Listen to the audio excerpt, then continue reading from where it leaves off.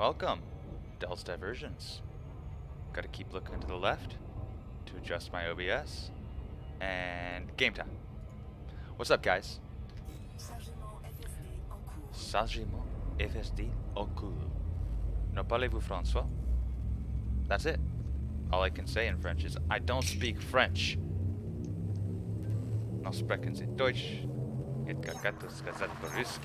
No, that's not correct. See, my Russian is so bad that I can't even say in Russian. I don't know how to say in Russian.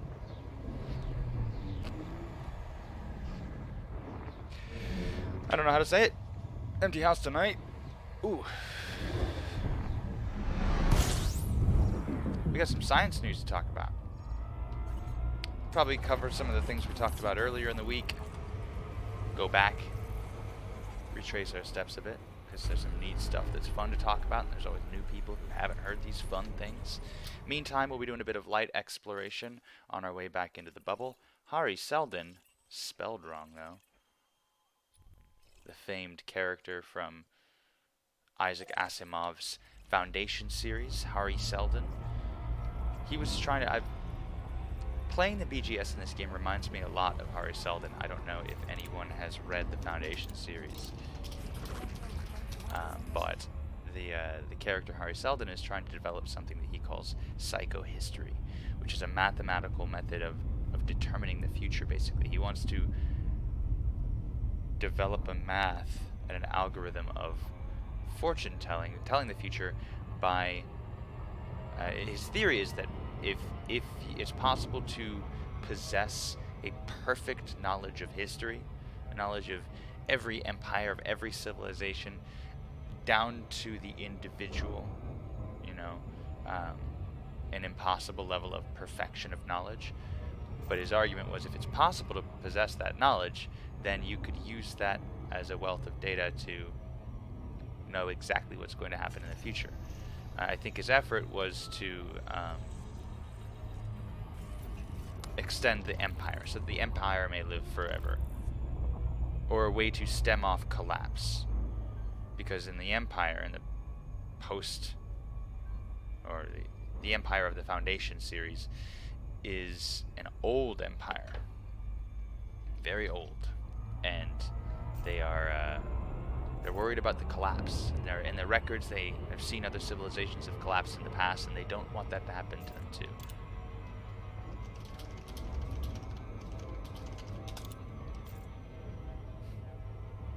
Great series. I should probably go back and reread it. I have not. It's funny that someone would take the time to map this guy, because it's so purty. They wouldn't take the time to map this guy. Why? Why? Why? Why?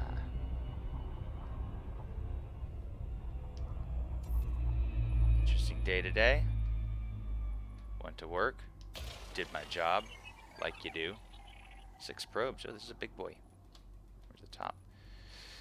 So I like to find out where I missed the world and then cut that at about half, and that usually lands me on the far side. So we'll test that theory here in a second.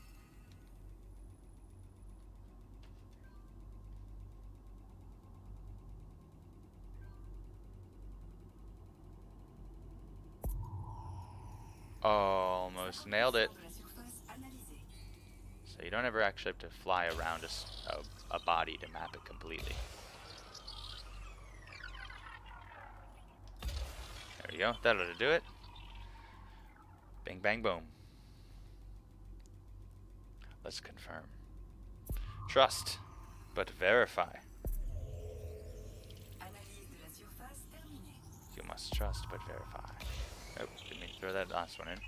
Alright, mapped it. Just wanted to get one. I'm trying to get these last few bites out of exploration. 58% explorer. There's a couple more trips out and about, and I'll have that locked in. I'm doing it casually.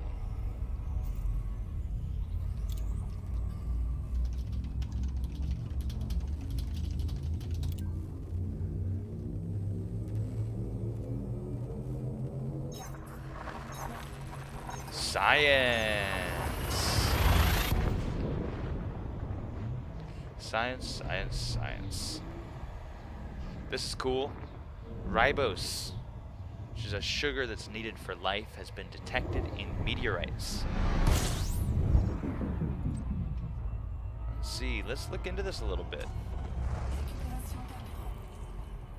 The finding, reported online November 18th in Proceedings of National Academy of Sciences, lends support to the idea that many of life's ingredients were delivered to Earth by interplanetary debris. We've heard about this. Panspermia is the concept, the idea that life on Earth is seeded from somewhere else, from meteors, from Mars, or from... I mean, almost certainly, the idea that obviously the stuff of life didn't just spring into existence on Earth, it was delivered here. It was either present in the accretion disk as the world was first forming, or it was... Let's do economic routes here.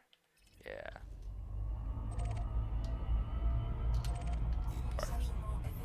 Or it was delivered over time. I mean, we know a great deal of the water couldn't have been in the accretion disk when the Earth was forming. Maybe there was some, but all of that was delivered in the late heavy bombardment, when Earth was just being pummeled by so many meteorites, comets, as Earth was just plowing through its orbital path and clearing the way. Yoshihiro Furukawa, a geochemist at Tohoku University in Sendai, Japan, and his colleagues found ribose, along with several chemically similar sugars, in samples from 2 meteorites, one collected from Morocco, the other from Australia. By measuring the amounts of carbon-13 in the sugars, a variant of carbon with an extra neutron, which appears more often in organic molecules from space than in their terrestrial counterparts, the team found that the compounds likely originated in space and weren't picked up on Earth. I wonder if it explains why you find carbon-13. Probably something to do with exposure to interplanetary space.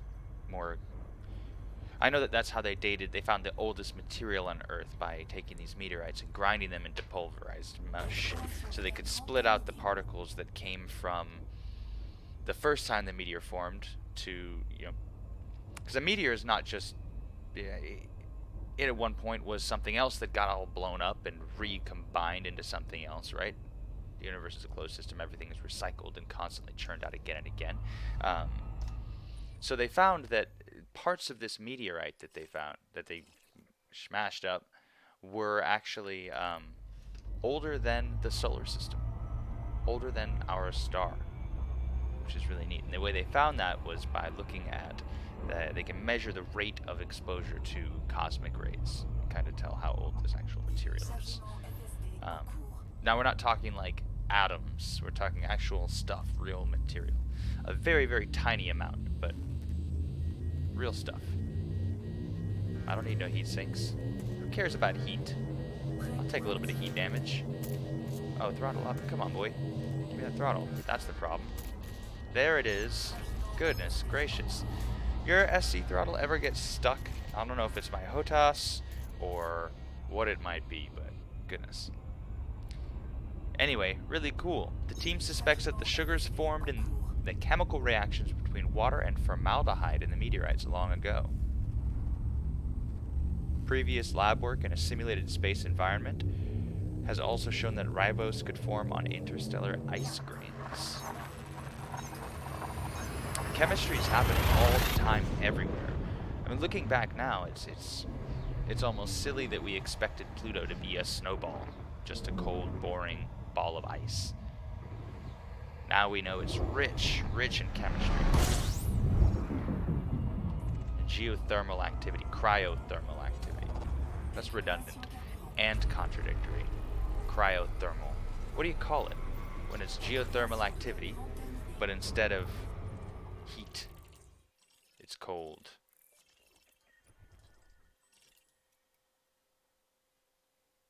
Hello, nurse.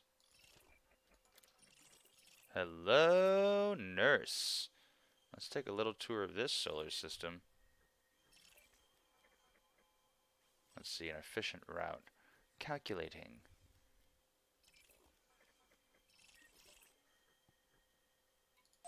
We'll just start at 1. Some terraformables, perhaps. We'll see. See what we get going forward. Neat. So more evidence of the stuff of life everywhere in the universe. Earlier in the week we talked about the stellar nursery, where the star was a young star sitting in its cloud of interstellar gas, and the ultraviolet rays blasting into that cloud of interstellar gas, eating away at it, forming a pocket inside. And the inside of that pocket is lined with two kinds of phosphorus that are precursors for the kinds of materials that make life. We know that in time, those clouds of gases with all this phosphorus is in them, and other stuff, who knows what, necessary for life, will eventually make new worlds of their own. All kinds of possibilities. It's fun coming out and doing exploration long after, it's been a while since some of these other commanders have been along. Interesting curve pattern.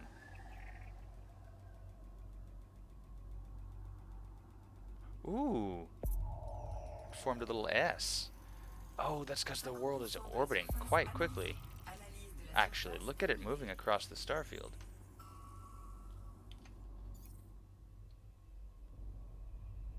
Wow, look at it go. It's really something. Really something. Next world. Oh, wrong button. Wrong button.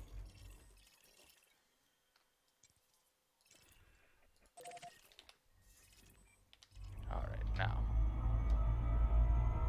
Neat. That's no Scardy level orbital velocity, but it's up there. It's up there.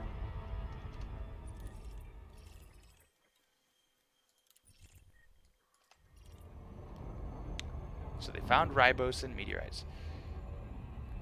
Neat. I didn't see any of these pictures, but I heard that Parker Solar Probe did a lot of cool stuff. Took some really neat pictures. I haven't read that article enough to talk about it yet. Now this is cool. I've been really excited about the asteroid Bennu thing. So NASA's OSIRIS-REx is on approach to asteroid Bennu, and it's been observing the asteroid, trying to pick out where it's going to land, pick a suitable site where it can collect its sample to return said sample. So after nearly a year of appraising the asteroid Bennu from orbit, the OSIRIS-REx spacecraft is finally ready. They've picked their landing site. They know where they're going to collect their sample from. They've named the spot like nerds always have to do. As a nerd, I know you want a proper name for something, so they've named the location Nightingale.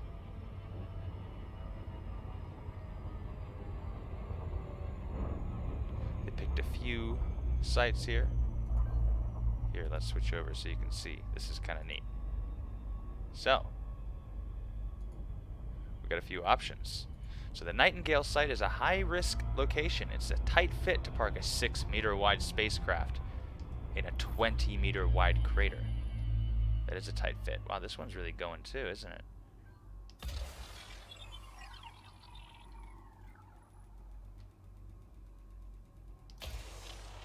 All these worlds are all about that fast orbit. Pretty sure they're tidally locked, though. Pretty sure they're tidally locked. Let's hit number 3 now.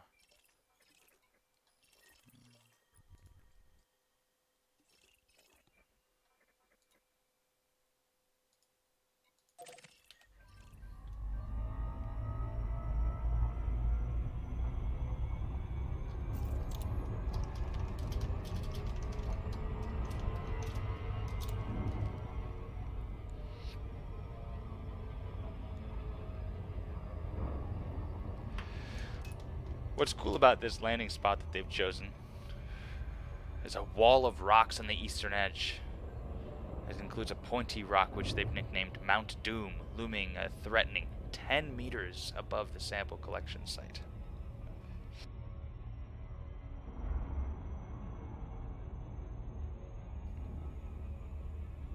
wonder if we can get a zoom in here for you. Nope.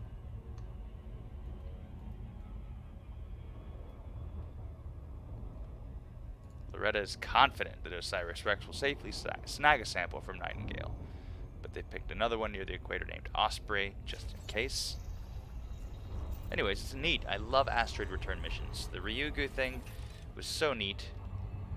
I loved Rosetta, when Rosetta landed and bounced around on Comet 67P. Churyumenkov Gurgashev? Churyumenkov? Gosh, don't know. I think we established at the beginning of the stream that I don't speak Russian. Though I think I was 13 years old and I thought I was edgy for trying to learn it. Didn't really learn anything. Didn't pick any of it up.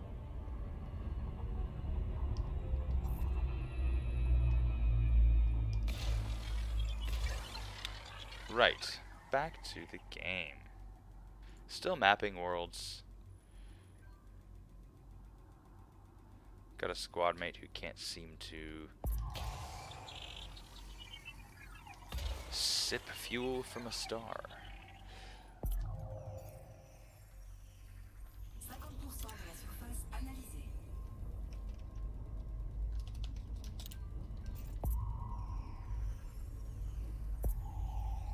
Is that not enough? Yeah, that's enough.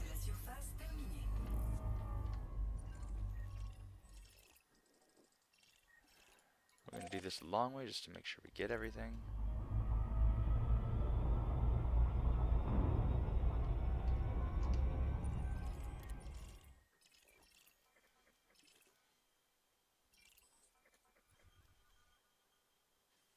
Alright, yeah, that's good. All is well. I'm sore. I thought about going to the gym again tonight because I'm like home alone.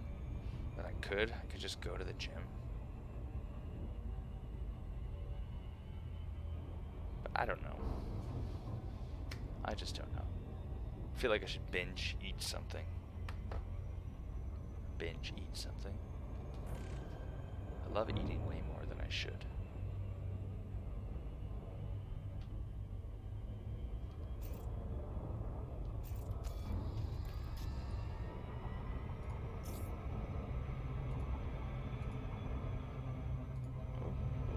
Got an application to accept. I'm going to overshoot this.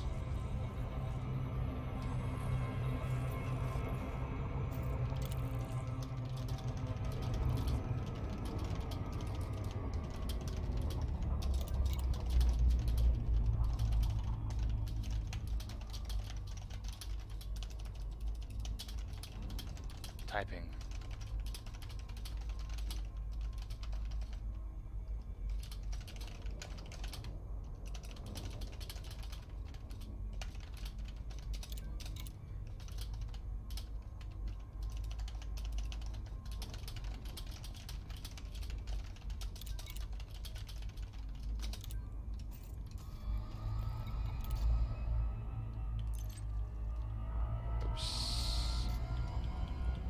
Lost my way.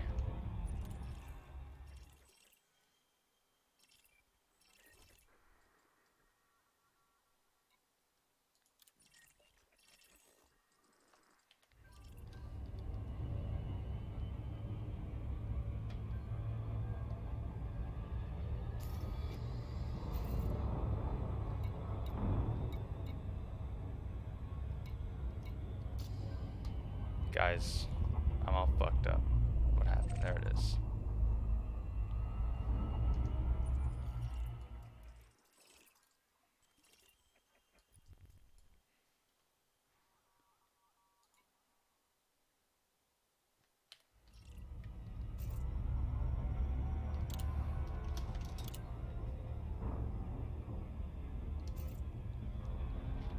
Gotta onboard them new recruits. What else we got? They found an asteroid nearer to the sun than Venus. I love space shit because it's always like another little thing. It's 100,000 little things. There's million people around the world all staring up into the sky trying to figure out what the fuck is going on up there. And the discoveries are just kind of 1,000 little things. So an asteroid has been found orbiting closer to the sun than Venus. Well, first off, it's hard to find things looking that direction because you're looking into the sun. And the sun is so big and so close, it makes it really challenging to be able to spot stuff. So let's see. It orbits once every 151 days around the sun. Has an elongated trajectory. Keeps it between the orbits of Mercury and Venus. Such asteroids, known as Vatiras, there's a word, Vatiras, V-A-T-I-R-A-S. They were first predicted in 2012, but until now no one had ever found one. So somebody found the elusive and mysterious Vatira. Sounds like the name of a stripper who's going to charge you a lot of money for her services. Asteroid 2020 AV2 was found January 4th.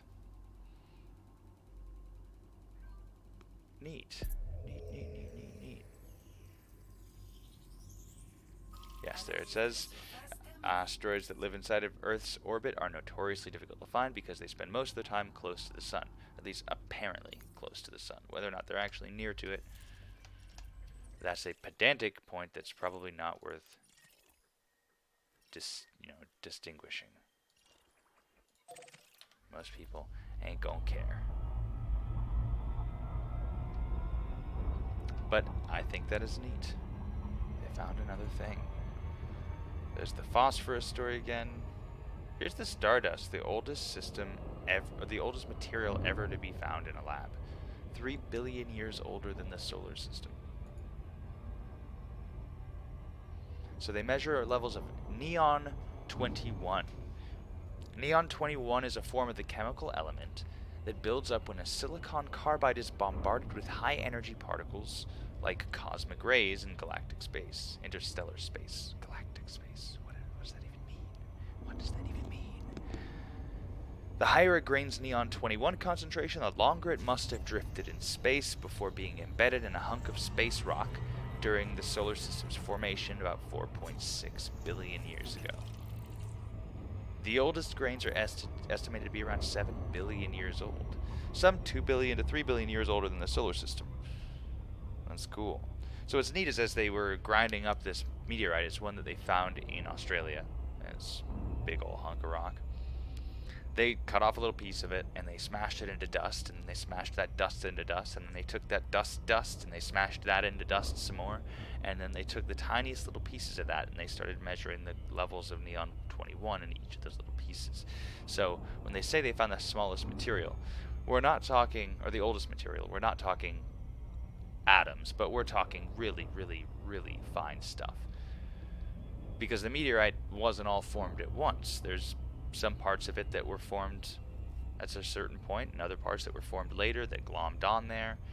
You know, there's a whole range of ages are represented in that one rock.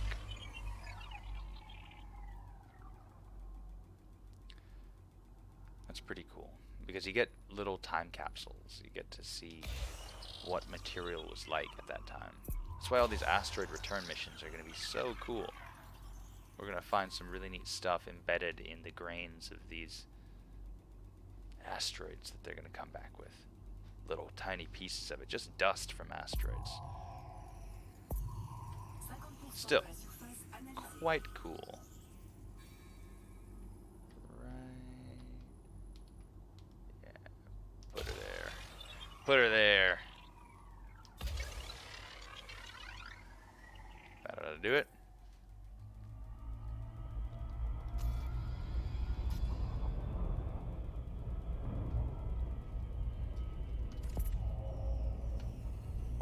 Kind of looks like Mars.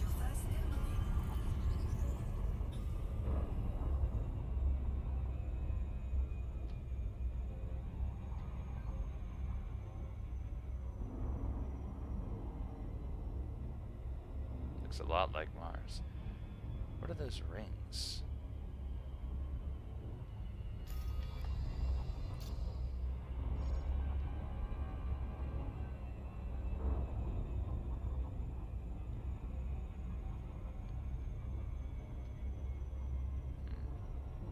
they craters? Or are they volcanoes? What are we looking at there?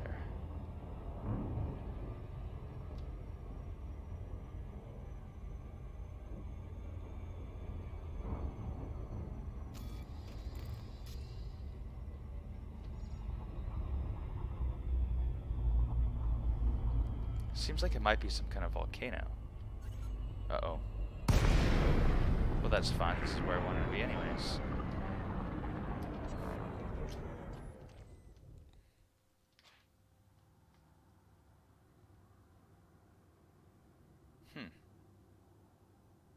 Strange. Some kind of mesa in the middle. It's definitely... Those may not be impact sites. They're all shaped funny.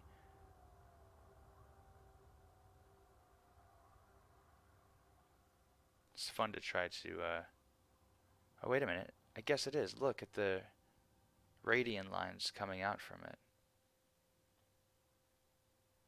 You can just barely see them. They're so faint. Some kind of ancient eroded impact site then. Yeah, I can see the radiant lines coming out from the crater. Fuck, that's big.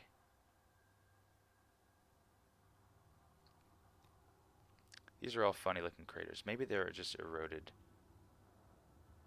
What's the atmosphere like down there? Does it tell us?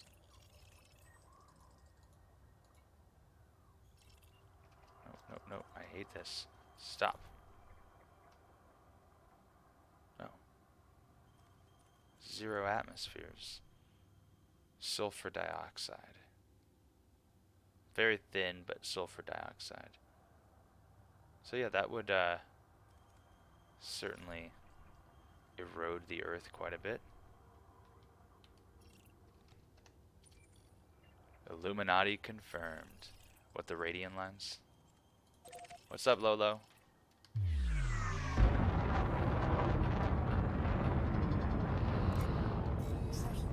Good to see you, buddy. I'm just kind of meandering my way back in from collecting a bunch of materials. So, gonna pick up some exploration data on the way, because, like, I mean, I'm at 58% pioneer. I ought to be elite. Oops, going the wrong way. I ought to be elite. Going for that trip. Trip elite. We were talking about science. We already talked about that phosphorus thing in the stellar nursery. That's pretty dope. Love that. But then we were talking about some of the missions in 2019. That's what I want to talk about. That's pretty cool. One of my favorite things that happened, and I'm going to keep ranting about this forever. Talk about it forever, was the Pluto mission. That was so fucking cool. And we thought it was just going to be some boring snowball. Lolo, what's your dilemma? Illuminate me.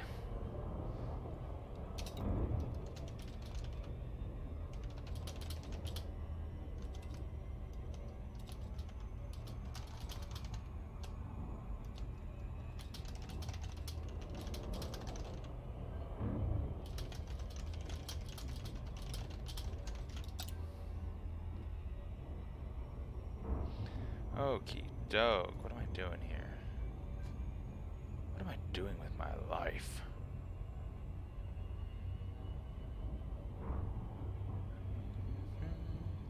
I started watching The Man in the High Castle. I want to try a ship build that you're not sure that's worth it. If you have the link, go ahead and post it in the chat here, or in the Discord in the shipbuilding discussion if you want to put it there, and we can look at it.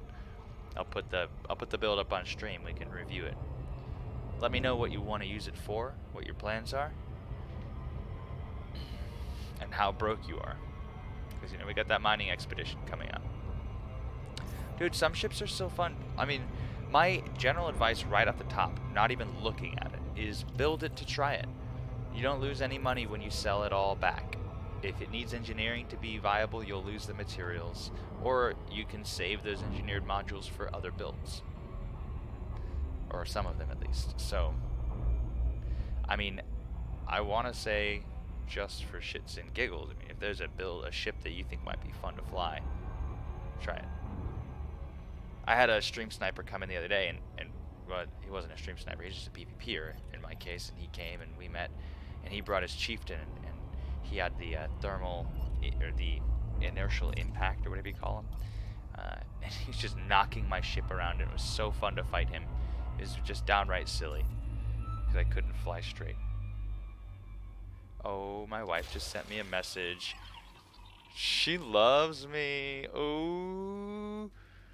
Ooh. I'm gonna say that I love her too. Romance. That shit ain't dead. Who said romance was dead? Just gonna pop that baby over the horizon. Put one there. Put one there.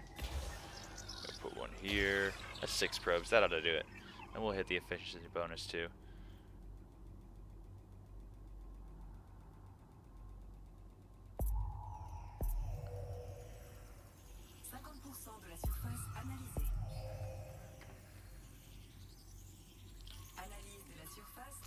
Anything good? Nothing good. Now at this point, I gotta look out for my flight path, because the distances between these worlds are gonna get greater and greater. Yeah.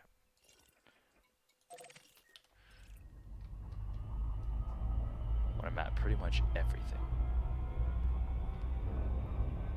Alright, so let's look at this ship build. Is that thing, post?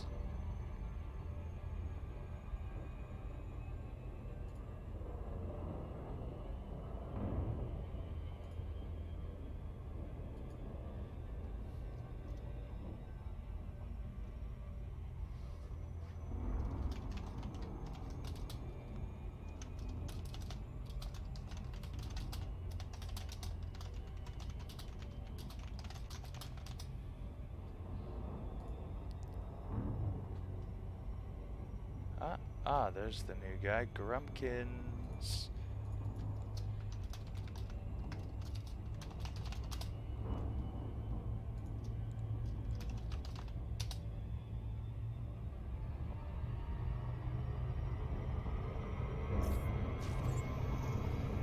Oops.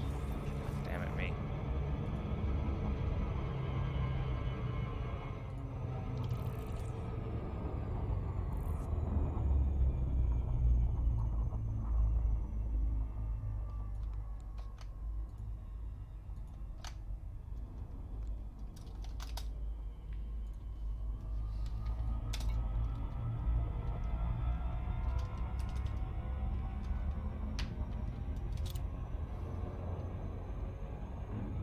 Anyway,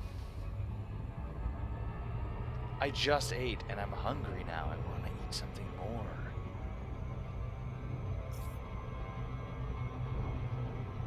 I'm gonna make you guys watch me eat chips,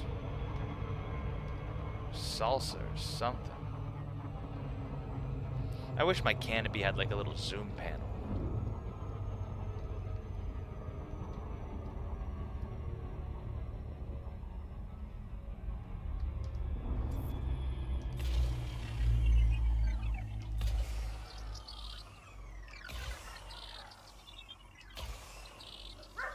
Uh-oh. Uh-oh. Parm.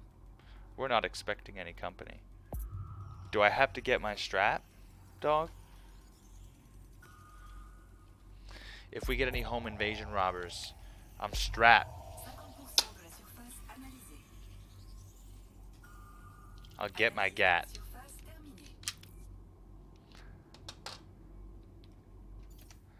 I'll get my gat. We'll do this shit. I'm gonna bring all this exploration data back to the motherland. Back to the motherland. think there's a bunch of popular streamers on right now. Oh, my back. So I'm not going to get much attention. Oof. But that's okay. I don't do it for the attention. I do it for the money. I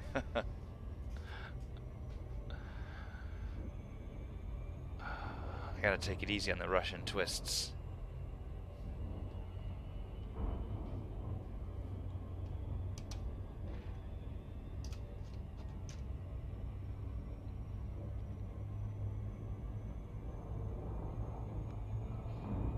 I think that I exhaust my coworkers.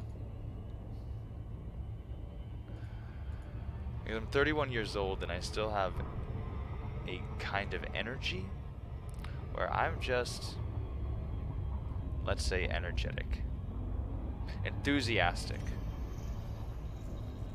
I'm a passionate guy. Get excited about things. My coworkers tried to talk to me about football. American football. Hand egg, as I heard someone lovingly call it, and I really appreciate that terminology. Hand egg. The NFL is a horrible organization. And I don't stand by it. I'm unsympathetic to their fake patriotism. Their theater. I mean, if you want to watch some good theater and see some amazing athletes do incredible stuff, watch professional wrestling. Oh, that's okay, Lolo. I'm just in here ranting. I was saying that I don't do it for the attention. I do it for the money. And that I probably exhaust my coworkers. That's the recap of what happened in the last couple minutes here. That and texting my loving wife and talking about how am I hungry? I'm so hungry right now. I don't want to make more chimichangas. I'll have to find something else to eat. It's because I've been going to the gym. My body is hungry. Thank you for loving me. Thank you for being there. My wife's watching Bob's Burgers right now. Now you're hungry. Boy, the sympathetic reflex is a powerful one, isn't it? Just talk about it. I saw some stand-up comedian do a funny bit where he was like, let me find something. Hang on one second.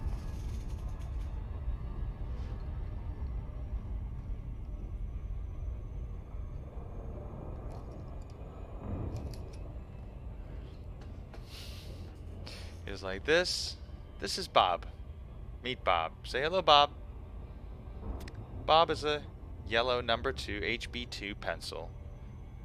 Dixon Ticonderoga.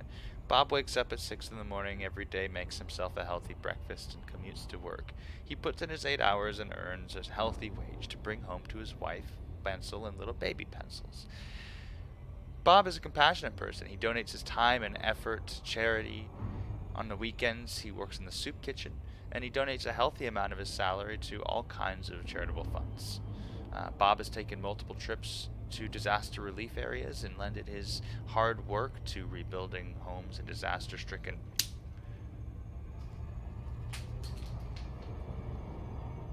Do you feel that?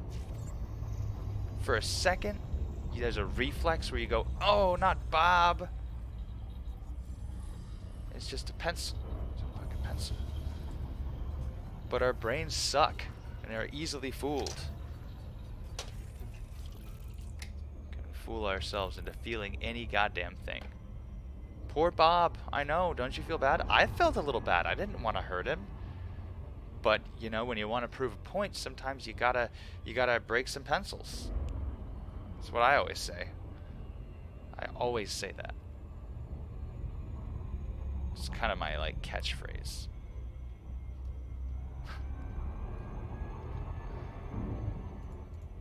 But, I mean, yeah, it's whatever. It's whatever.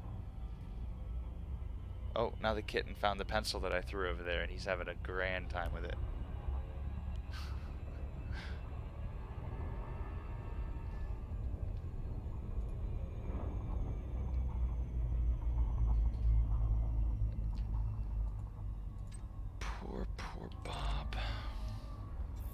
What are his wife and kids gonna do now without his income?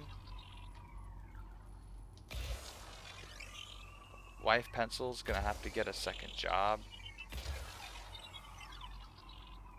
That'll do it. It will be spare times. Spare times in the Dixon Ticonderoga household.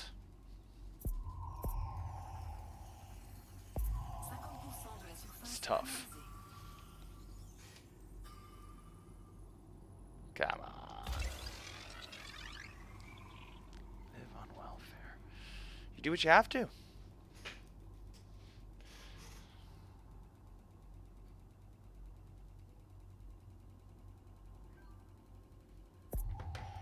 So, that's it. Let's see, we got the thing.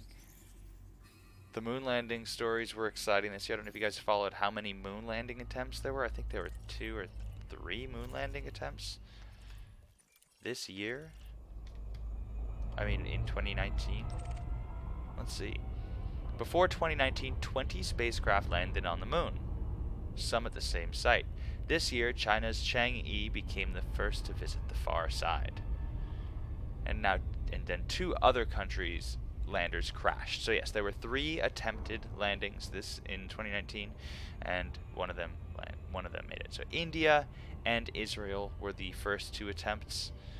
Israel's Bereshit and Vikram, India's Vikram.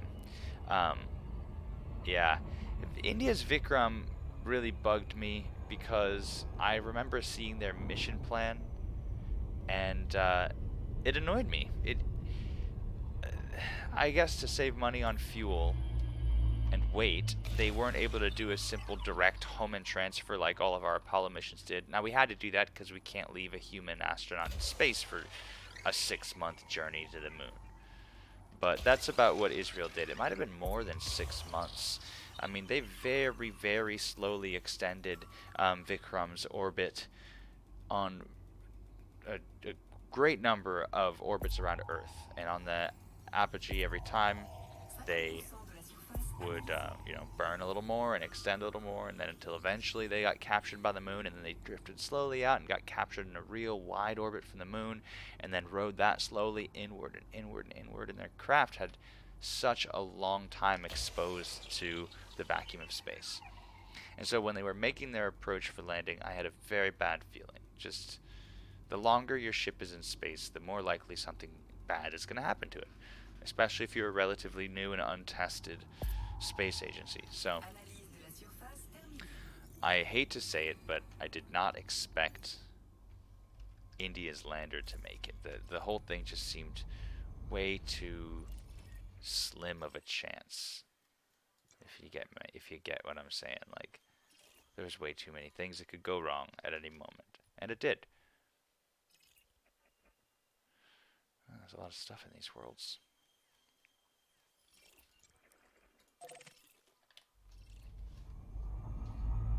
Yeah, the Israeli one, that one really bummed me out. I figured that Israel would be able to stick that landing. They've got a lot of money, and they got the time, and they've got the resources. I was surprised at Israel's...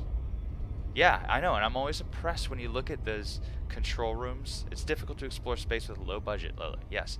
You look at the control rooms for, like, the Vikram lander, and you watch what they were working with. I think I watched, oh God, what's his name? Everyday Astronaut. He did a really good breakdown. Scott Manley actually did as well, of the Vikram lander crash, and Scott Manley in particular, he kind of analyzed the Indian setup. They lacked money. I mean, when you look at just I don't know what kind of data they were working with. Now, the thing is flying to and landing on the moon is a relatively simple thing to do when you compare it to some of the other scientific and engineering achievements. It's certainly way high on the list of engineering and scientific achievements, but the actual math and physics of it there's nothing too tricky. Israel, let's look into that. I wonder if this article here covers what happened with Israel.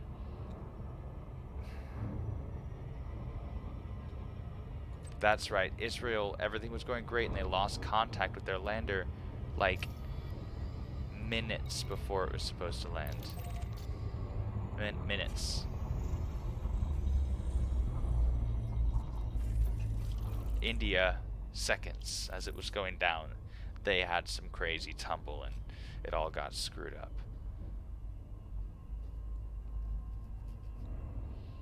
It's too bad. I want all the nations to succeed in their space goals, because we share that data. Everybody wins. Everybody wins. Vikram was going to land at one of the poles where orbital probes had possibly detected water ice in the lunar regolith, which would be awesome. You could have in situ refueling. Water ice. You know what you can make with water, right? Straight up hydrazine rocket fuel. Uganda's space program? I have not heard about Uganda's space program. I had to think for a hard second. And I don't think I have. But this is a water giant.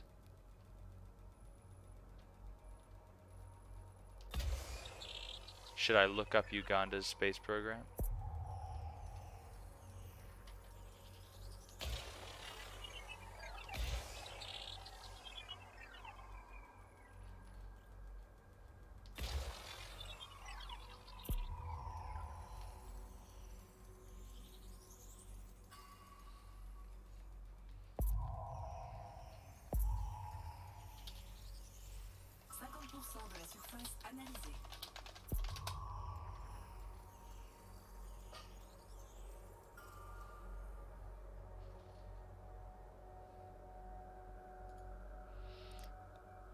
Well, they're an equatorial nation, so they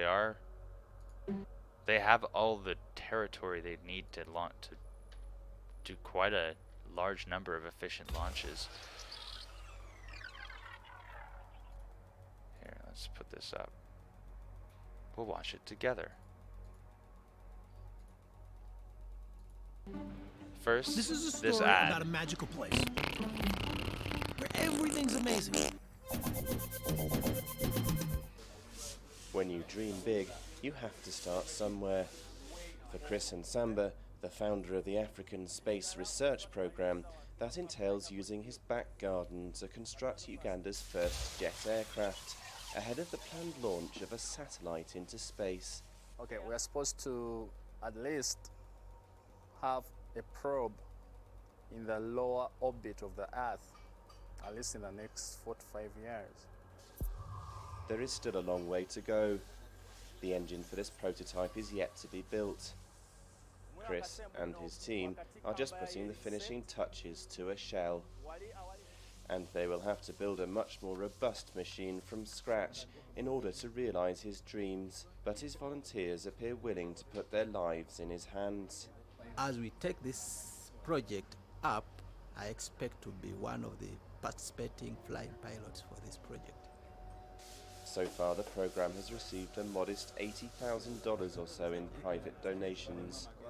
But its prospects have been boosted by an official pledge of support from Uganda's government, which is donating an undisclosed sum.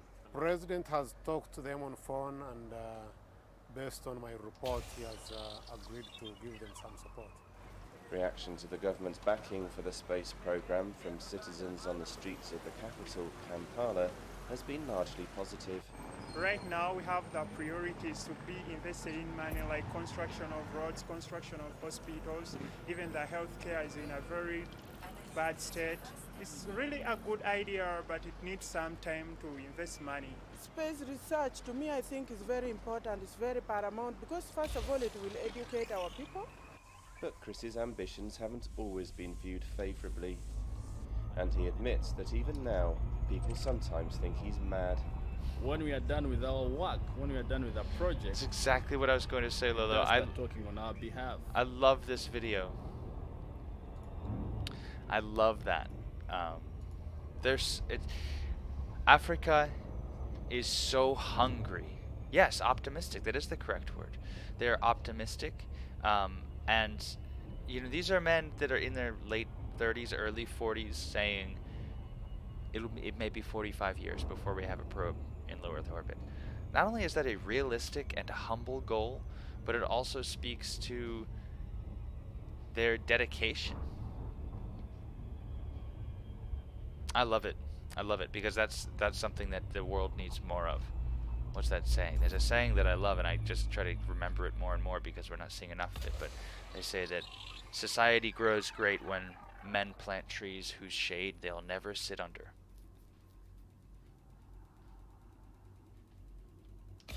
You know, that's the greatest things ever done in human history were done by people who knew they'd never live to enjoy them. And the worst things done in human history often are done to satisfy the immediate gratification of the people in power.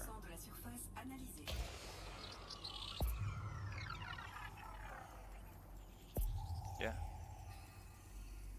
Optimistic.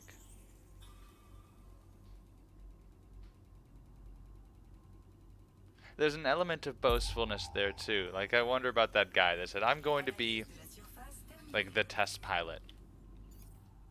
Well, who are you? Have you ever test piloted before?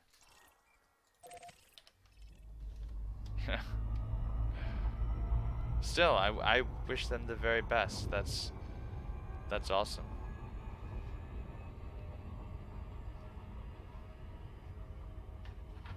They have a fiberglass shell right now. They need to get an engine. They have $80,000.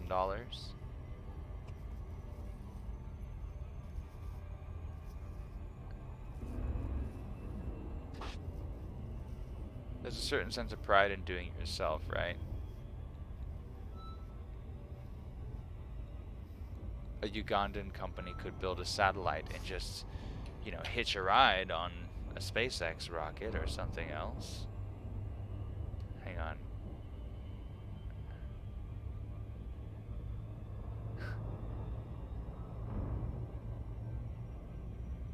Oh my god. My wife is just sending me cringy stuff. Not her cringe, but other people's cringe.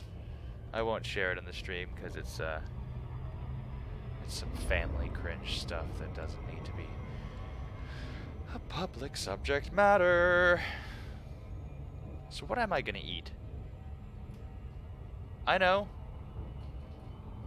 Cold pizza. Lolo, how do you feel about cold pizza?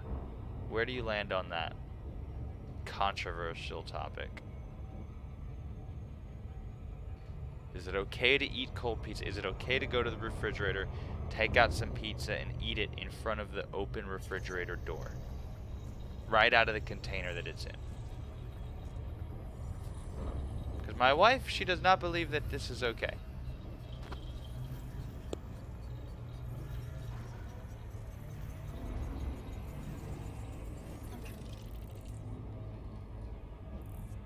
Wow. She's pretty. Let's get my mug out of the way. Oh, wrong way.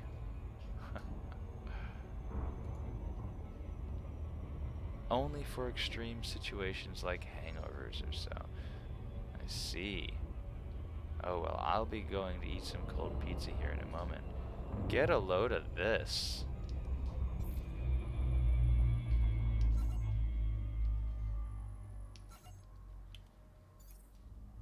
She's a beaut.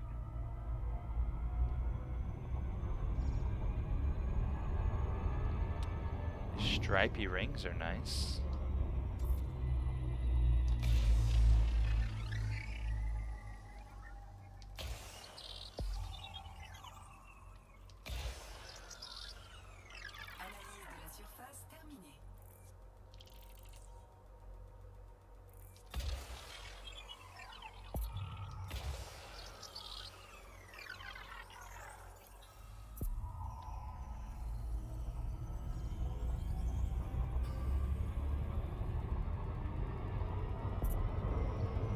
I'll do it when I'm just hungry and don't feel like waiting for anything.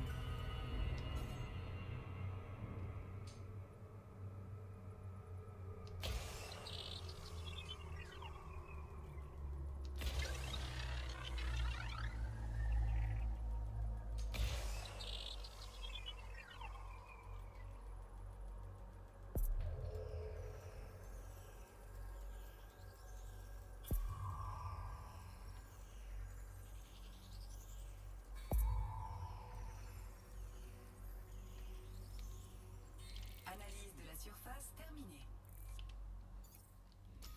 No hotspots in the ring at all?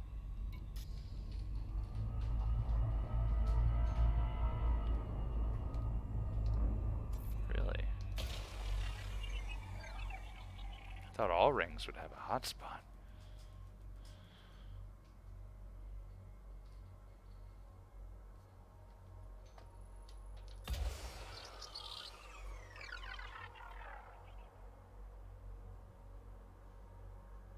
You guys seen that?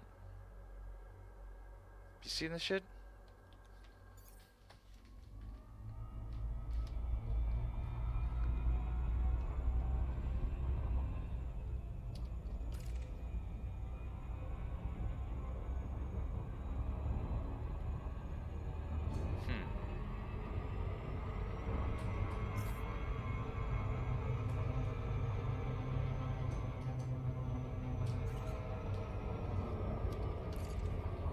Let's try it again.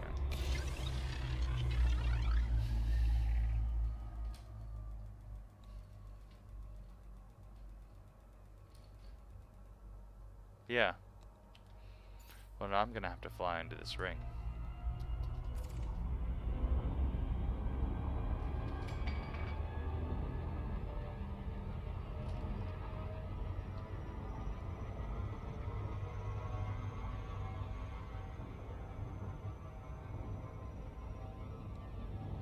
Just try to choose a pretty spot to do it.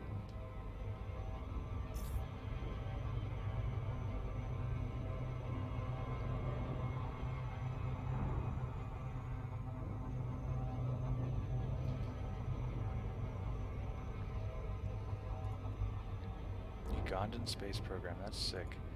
Good for them. Really neat.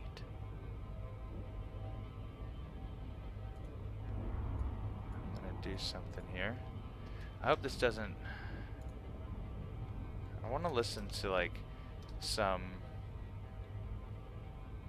open source classical music, but I just don't know, like, you know, Franz Liszt, all of his stuff, but I just don't know about the recording. So I'm gonna get some modern paid artist whose recording costs money, and then I'm gonna get copy struck on that shit. I mean, what gives? What's a guy gotta do? I wanna slap some sick Franz Liszt for you guys. Get some Listomania.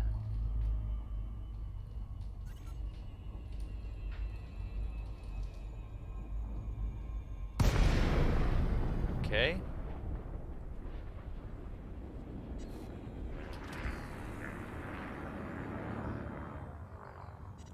It would appear that there is an asteroid field here.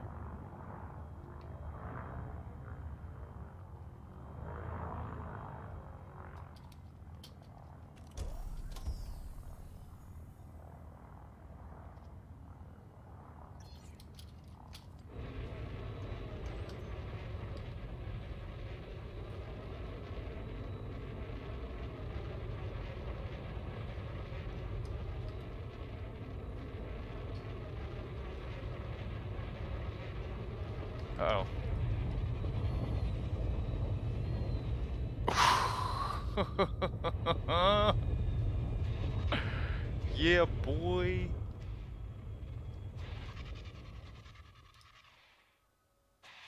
That was cool.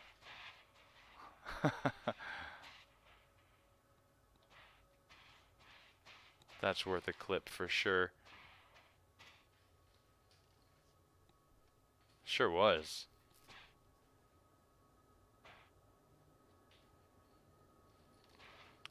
This is pretty,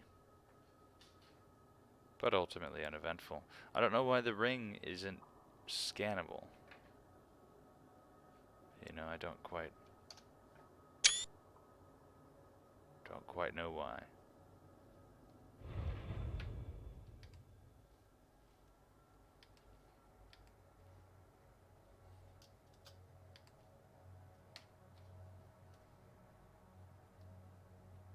That's what we're gonna do here.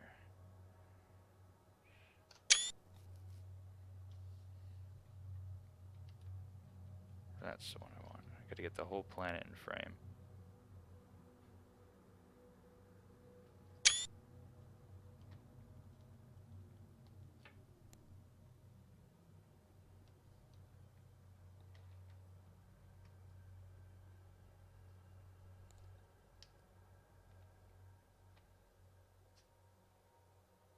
It's hard to get the right lighting. We're gonna do the, which one did we choose?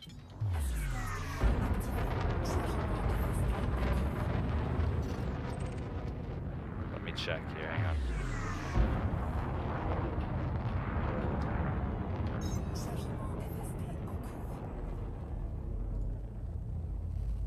Did we decide?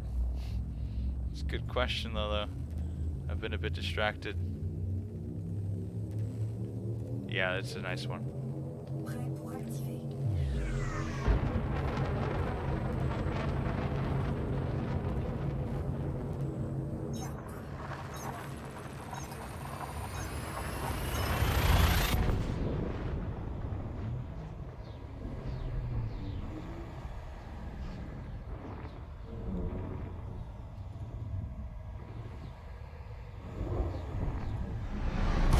Oh, Killa said push the AX event to this weekend or after 2 weeks. So, yeah, we're going to continue to hold the mining event on the weekend as it was posted. And the AX event can happen probably... We're going to do both. I mean, why not? I've just got my crate. Yeah. Yeah, that's what we're going to do. Postpone or prepone it. However you want to look at it. Because then we can... yeah, we can do both. I mean, I can get to my crate in the Witch Head in minutes, you know, it doesn't mean much for me to just have it there. This beard comb smells so good. Sandalwood. Love it. I feel like this is what a cat feels like.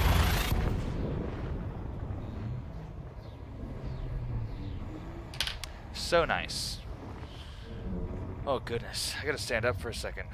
I'm a sysadmin, and so I work at a desk, and even though it's a standing desk, sometimes I forget to stand at it.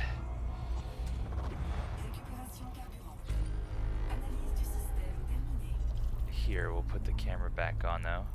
So you get the very flattering upward angle. How's that? It's good. Excuse me for clearing my throat into the microphone. Too high up. Gotta bring it down a little bit here. Yeah, Lolo, I fully intend to do both. I'll be there for both.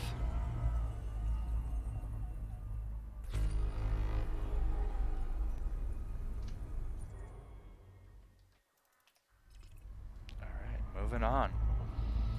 I like standing, I can just reach the throttle and stick nicely here, even as I'm standing. Here, go like that.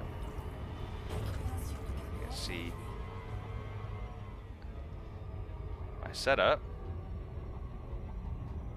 Just don't look at my crotch. Throttle and stick. I love these guys.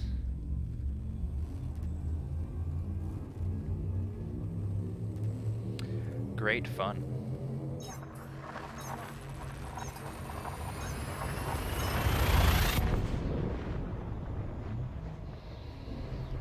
Oh, my kitty. Hi. It's my boy.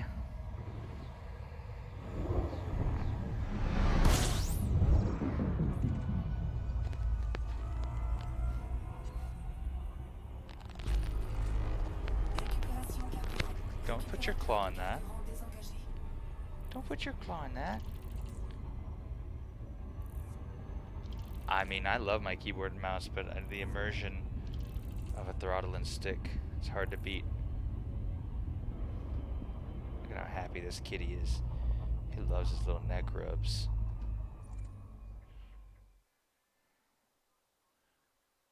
Something just blew up. Are you in the station?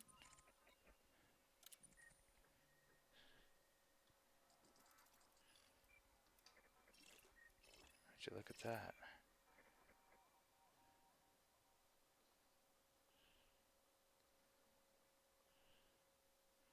Looks like I might have to scan some worlds here too.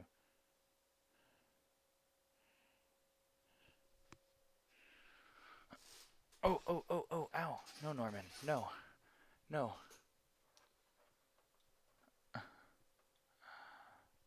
Sorry, Norman. Ouch, ouch, ouch. Claws. Oh, jeez. He's a good kitty. We got him when he was a little kitten, so he loves us so much. Anyway.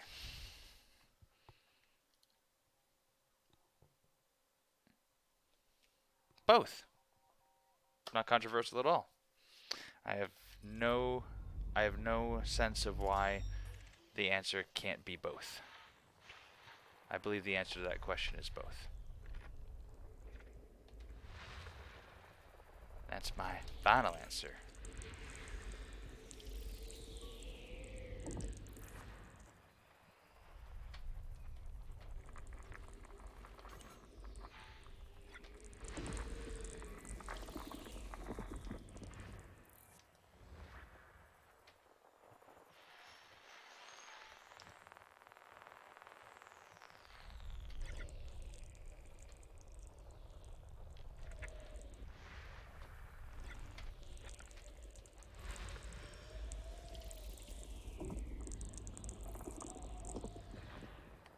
Water. If I have to be fun, I guess I'll choose dogs. In a human spirit kind of way. We're more responsible for them than we are cats. Cats are great. They did a very good job of deciding to evolve alongside humans and sort of move into our settlements.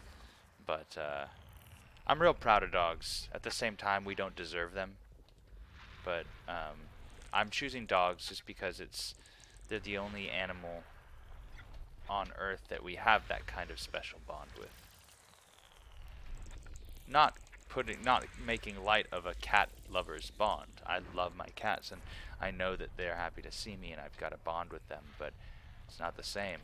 My dog loves me with an intensity. He's attentive and focused on me. My cats are happy to see me because they know they'll be fed soon. And I'll make them feel nice by touching them. And they like to be touched and to feel nice. But my dog is concerned for my safety. If I lie down on the floor, my dog is extremely cautious about anybody that approaches me. Yeah. But I'll repeat myself. I think in a lot of ways we don't deserve them. They're too good for us than dogs. Oh, belt clusters. Yuck.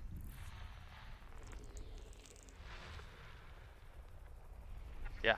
Also, cats, domesticated cats are the fastest domesticated animals to go feral. It's not uncommon for people to be found dead in their homes, half-eaten by their cats. You're literally just a delicious meal that they're waiting to stop moving long enough so they can start eating you nose first. And now I love them. They're vicious predators. They're beautiful, beautiful, fierce. Yeah. Yes, your dog would starve to death next to your body. Although no, some dogs have been seen to eat their owner's corpses as well. If they're starving, they'll eat you. But a cat will eat you while you're still warm. That's the difference. That's the difference. The cat will eat you while you're warm. They want you while you're still warm. That's when it's good.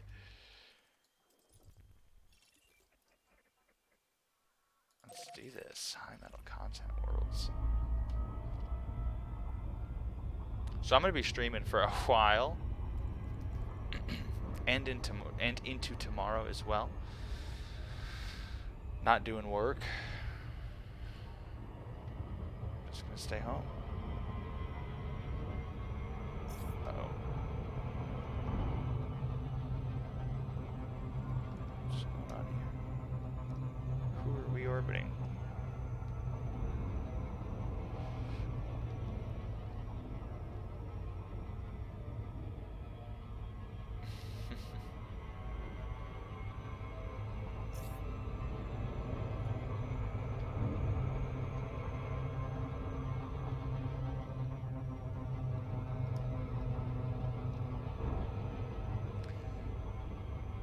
No, the study found that dogs are becoming more and more stupid as a consequence of domestication by humans.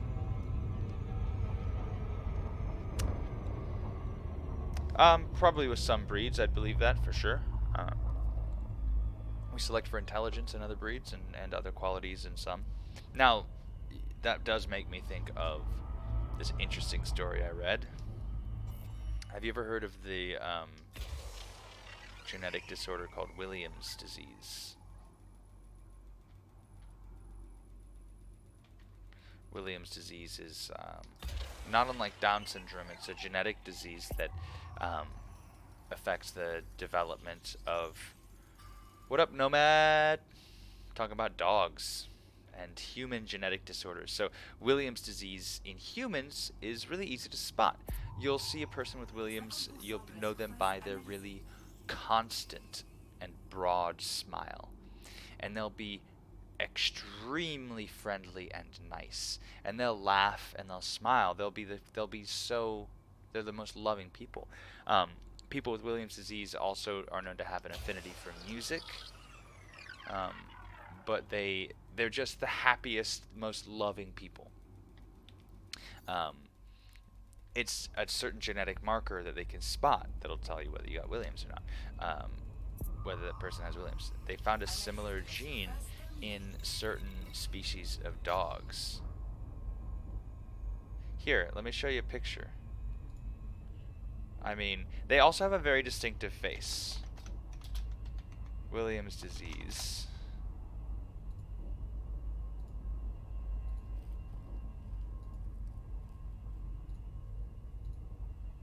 So they all have a very distinctive smile. It's a really wide smile. This girl is a classic example. Kind of wide set eyes. Now they're not necessarily, it's not like Down syndrome, they're very mentally disadvantaged, very mentally disabled, but a person with Williams is less so. They're conversational, they're friendly, they're often quite fine, mentally developmentally, but they're just the first to laugh at everything. Again, a strong affinity for music. And they want to hug every human being they meet. There's something about their brain where that friendly reflex, that be kind and friendly reflex, is just turned on all the time. They're always at that level.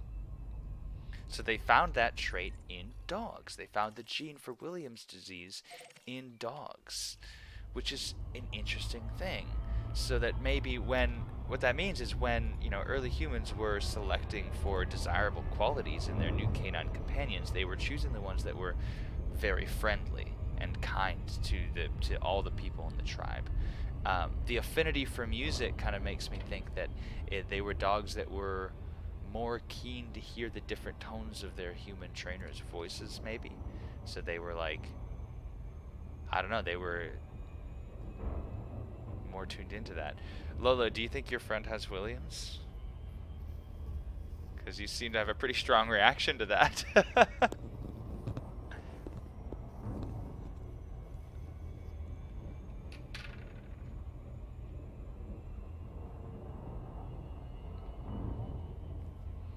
I don't know. Maybe he does. Well, you can tell him he does, though. You'd be like, dude.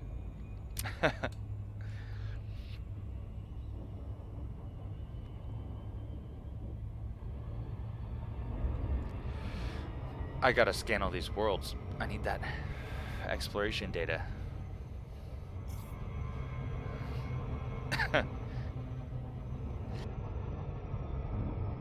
Still smiling, huh? I like people like that. I wish I could smile all the time. My face would get tired though. Uh-oh. No yawning.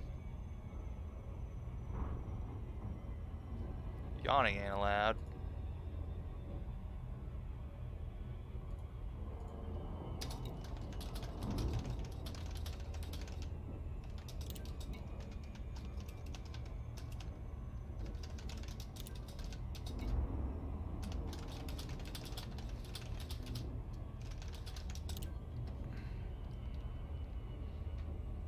Contagious smile.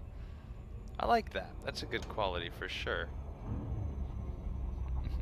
I had a friend who from Colombia, and he had the most like infectious laugh. It was like an explosive laugh, but I loved it, man. It was so funny. He was such a nice dude.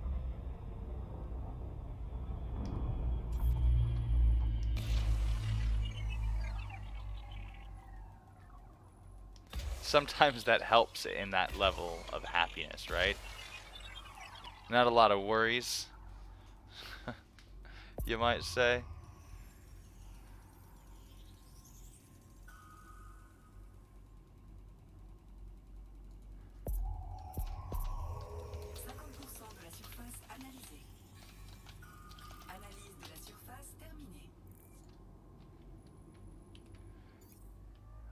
So yeah, I started watching Man in the High Castle, and I have the Edelweiss theme stuck in my head. I don't need to listen to Edelweiss. Nobody likes the Edelweiss. You said you're from Argentina. Is that where you said you were from, Lolo? Am I remembering correctly?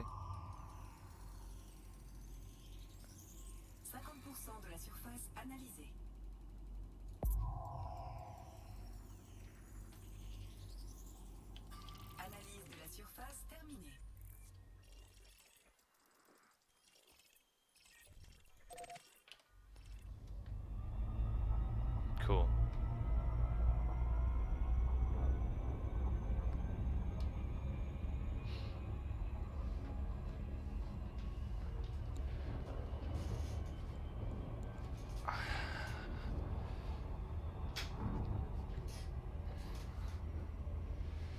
I got the whole house to myself. So much room for activities. Not a very interesting place. That's very good. I'd love to live in a not interesting place. Now here's the other kitty, Gigi.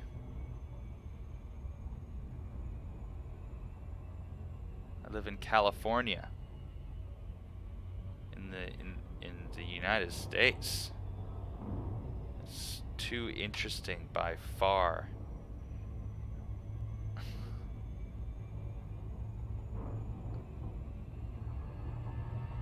There's a curse. There's an ancient Japanese curse. You would say this to your enemy. May you live in interesting times. I'm afraid many places are. And continue to be for many reasons. Many years.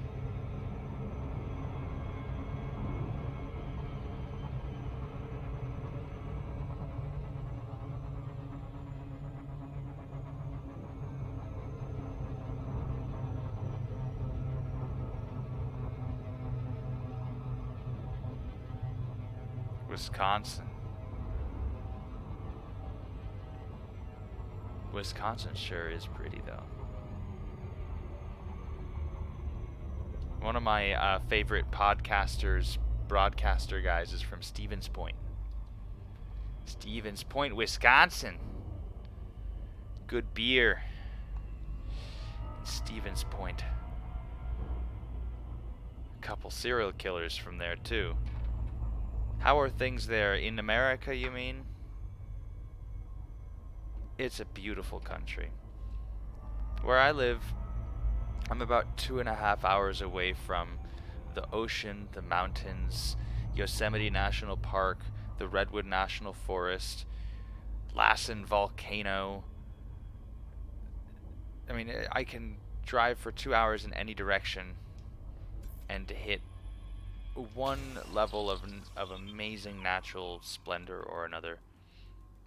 I can drive 2 hours and be in Yosemite and hear 20 different languages in the valley floor because people have spent their life savings to travel around the entire world to come to that valley and to look at that granite monolith. And it's just, it's over there. And so many people that I live around have never been. Never gone so far as to make it there. Look at Gigi. She found my lap. It's always her ultimate destination, is to get into this lap. Where'd my probe go?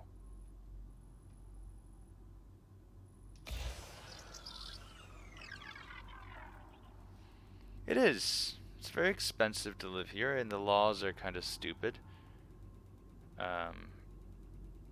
In some ways, in other ways they make sense. I lived in Ohio for a time, and I lived in Missouri and in Kentucky, so I know like the Midwest, and I've been to the East Coast. I romanced a girl once when I was on vacation in Gloucester, Massachusetts. Warm ocean, the Atlantic. The Pacific Ocean here is vicious. It is such a cold and heartless bitch.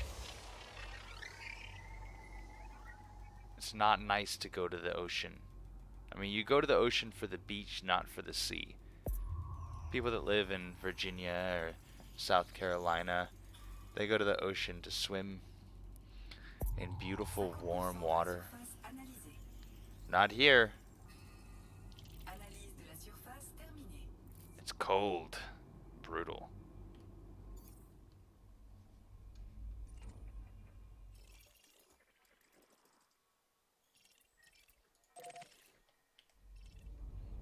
I do think I know cold water.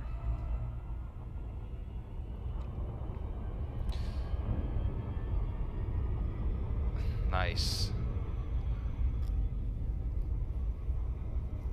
I was a Boy Scout in Ohio. We had to spend, one of our badges was to spend 3 consecutive nights in negative 15-degree weather, or lower, or negative 12, I think it was. And at one point on the last day, I was fucking around on some ice. Fell through. I know, you get beautiful penguins out there. I mean, your country is also very beautiful. There's some awesome, awesome land down there.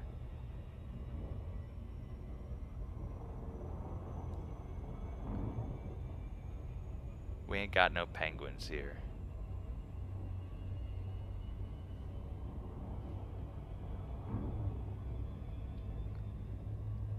We got mountain lions and bears, coyotes too.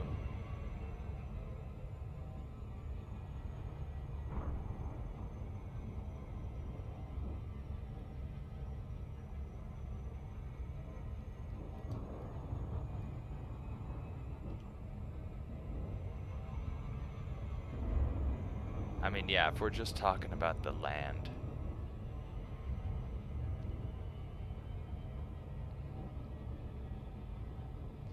Dude, yeah, I remember that.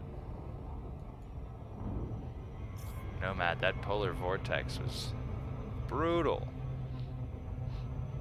Y'all handled it well, though.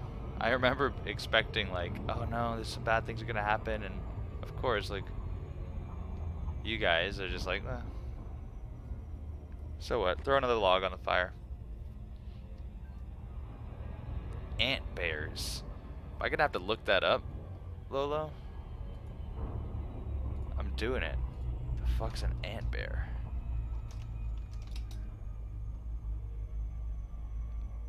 Oh, another term for aardvarks. I've never heard them called ant bears. So that's really cool. It's an aardvark. I love it. Yes, that totally counts. Those things are awesome looking.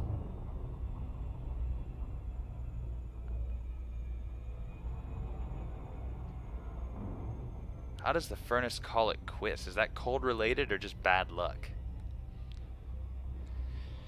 Like, can it be so cold that your furnace won't run? I mean, it's just combusting, right? It's gotta be able to run. Start burning furniture in the living room, man.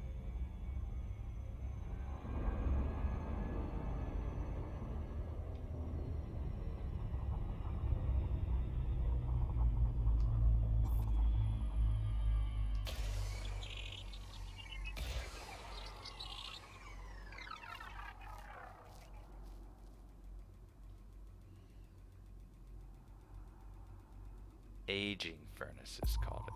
I got you now. Yeah, that could do it if it's a gas furnace. Good thinking. Lower that temperature.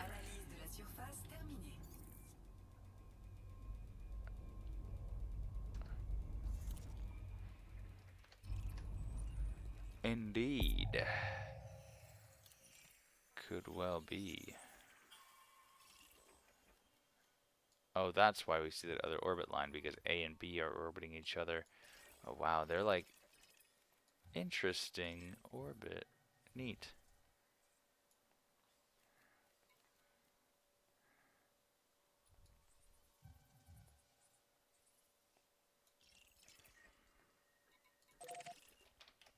This isn't the most exciting stuff to do in a stream, but we're talking about it, keeping it.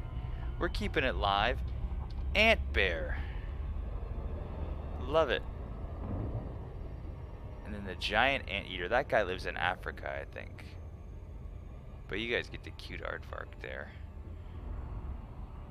I feel like an aardvark may be related to like a... It reminds me of an armadillo almost. The way that its lower parts are shaped. Oh, GG, honey. I know. I know, baby kitty. She just loves burying her face, like, on me. She'll just face plant on me and just hold it there for minutes. What, baby? I'm gonna have to move in a minute and you're gonna be upset with me. She won't like it. She's very sweet. Only when you're sitting still long enough. She usually just sits and sulks. Every once in a while I'll catch her playing. But mostly I think she's just in love with me. She snuggles with me as hard as she can every night.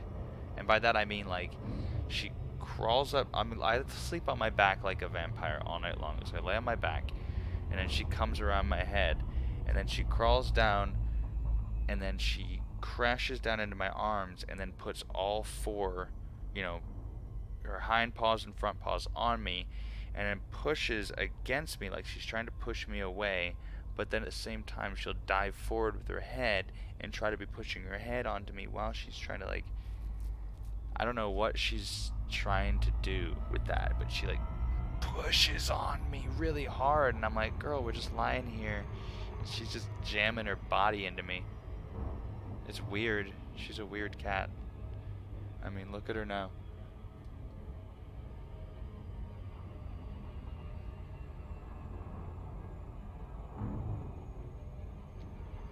She's just content making muffins in my lap. Good thing these pants are thick, or else she'd be piercing my penis with her little claws.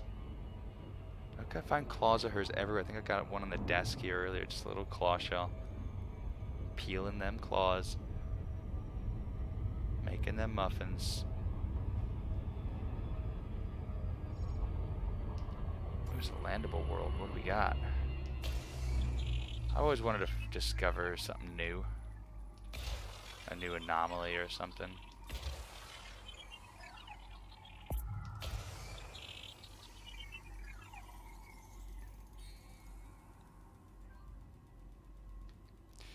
Yeah, even when your cats are jerks, you gotta love them still, you know? When my cat decides it's time to wake up, she either howls in the bedroom and hits me with a cold, wet nose. Man, my cats are so patient. I'm amazed. Even my kitten is so patient. Like, maybe he gently wakes me up, but most often I wake up and they're just staring at me. And I'm like, all right, I'm up. And they follow me into the kitchen. I once heard one of my high school teachers say that cats do that because you're not the alpha like with dogs, but a replacement for their mother. So they do that in a reflex to look for their mother's breast. The kneading, the kneading is a nursing reflex, absolutely.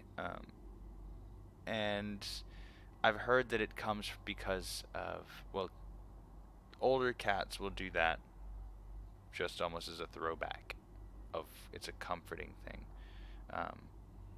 I've seen them do that as a nesting behavior too, to soften up whatever they're gonna lie on, but it's mostly a nursing thing. My youngest cat, he does it so intensely that he fills his mouth with whatever blanket he's kneading on. So he'll be kneading it, and then he'll get down like he's searching for the nipple, right? And he'll fill his mouth with the blanket and be like suckling on a blanket while he's kneading, and that's like his comforting mechanism. He finds it comforting, I guess, and he likes to do that.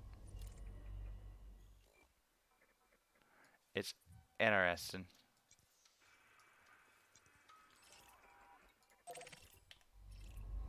Gotta use that orrery whenever you're doing a... Alright, Nomad, drive safe, dude. I'll see you soon. You gotta use that orrery when you're, when you're saying the word orrery, you gotta make sure that you really say it real fast, the orrery. If you use the orrery, then you can plot a reasonable route, instead of ping-ponging all around a system. You can be a little more direct. Oh, she's purring now. She doesn't purr often. This one is actually kind of hard to purr. Norman, my kitten, he'll purr if you look at him and think about food. Oh, she's back up making muffins again.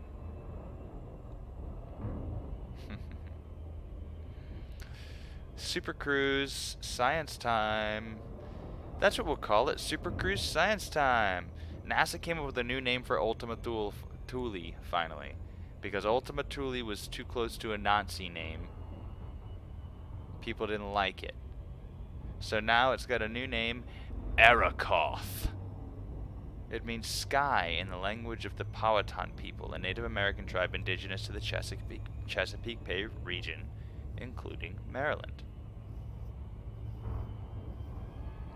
Because that's where the state is the home to the New Horizons Mission Control at Johns Hopkins University.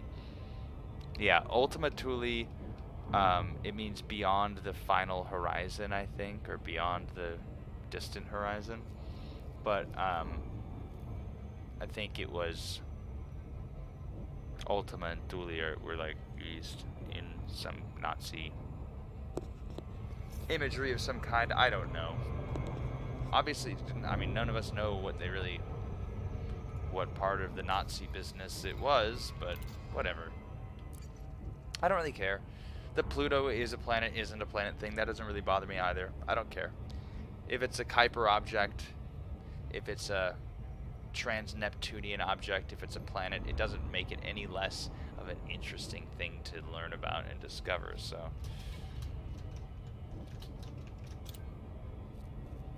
Ultima Thule was a very cool name. I agree.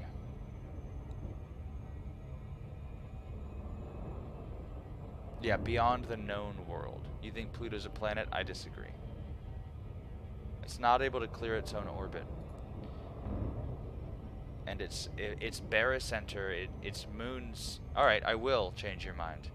So one of the things that defines a planet is that, one, it clears its own orbit of debris, and two, it's able to capture other objects in its orbit. So the barycenter is the mathematical point at which an object orbits around its mother body. Now, in the case of the Earth and its moon, the moon's barycenter, the mathematical point that it orbits, is inside of the Earth mathematically. It's not right in the middle, because the Earth's mass is pulling on the moon, the moon's mass is pulling on the Earth. So like the barycenter, if this is a cross section of the Earth, the barycenter of the moon is a little bit pulled out. And that's partially also why we have tides, because the water's pulled towards the barycenter, not just towards the moon. Now, Pluto and Charon's barycenter is somewhere in space about a third of the way between Pluto and Charon. So they're actually both orbiting each other. So if Pluto is a planet, then so is Charon. And nobody's proposing that they're both planets. But taxonomically, there's not really any difference. We just call Pluto the planet because that's the one we saw, because it has a higher albedo and a brighter surface. So that's the one we were able to see from way over here at Earth. But that's my main argument for why I don't think Pluto's a planet, because it's taxonomically no different from about 3,000 now discovered trans-Neptunian or Kuiper objects. There's thousands of Plutos. And they're all probably very, very unique and made of very complex chemistry, like we saw that Pluto was. I do understand the nostalgia and not wanting those mean old scientists to take your planet away.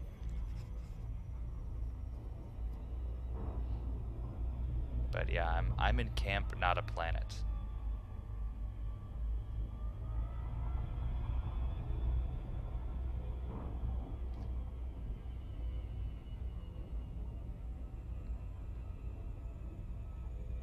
Wouldn't both planets be affected by the gravitational pull of Object 13? Or whatever it's called. Planet X. Nibiru. I know what you mean. Object 13, I like that name for it, because Object 13 could very well be a small black hole. That's why we haven't been able to observe it. And we'll never be able to directly observe this black hole. I don't know how we'd go about finding a small black hole orbiting at that distance around the solar system. But we may be looking for something like that. And yeah, they would both be affected by the gravitational pull, and are. You know, that's why we have a feeling that there's something orbiting out there in the Kuiper belt that we don't quite haven't found, because we do notice these gravitational perturbations, I think is the word. Oh, I nailed it. I love when I nail that far side shot. Boom. Skitty-cat. Skitty-cat, boom. Yeah, this black hole could be very small. I think to have the mass that we're trying to find, the black hole would be like not much larger than Manhattan Island, like really quite a small black hole, and maybe a primordial black hole, and hence why we wouldn't even be able to find it with any kind of like Hawking radiation detection, because it's an ancient black hole and it's already cleared out its ancient orbit there, and so it isn't absorbing anything, it isn't spitting out anything, there's no Hawking radiation happening because it's a cold black body. And it's not a scary thing for it to be out there. A lot of people will go, oh no, a black hole, like in my solar system? That's bad. But I mean, it's not just going to decide to come, you know, it's in its orbit and it's safe out there.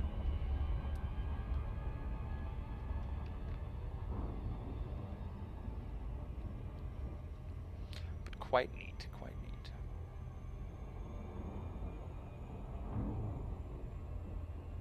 Super Cruise Science.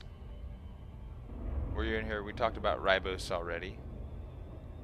Ribose, the sugar needed for life, being found in meteorites. 2 separate meteorites, one from Australia and one from Mongolia, I think. two great land masses, Earth's catcher's mitts. Those guys in Russia, they get all the cool rocks from space. I want a cool rock from space. That's on my bucket list item. I want a meteorite something someday. But really, I want to find a meteorite. Like, legit, this is my most crack pipe dream. I want to see a meteor enter the atmosphere and be close enough to go retrieve a fragment and have it be warm from re-entry. That sounds so cool. You read about the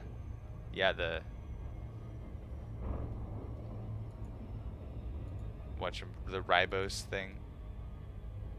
Pretty neat.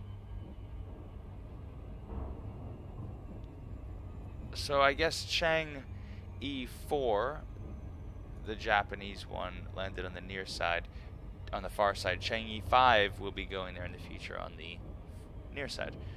In Argentina, you have a valley that's full of meteorites.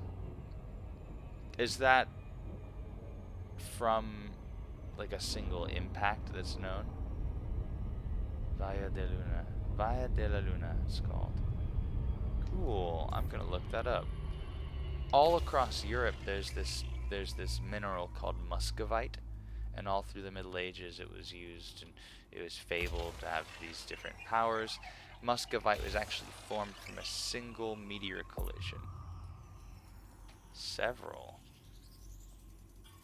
Oh, neat.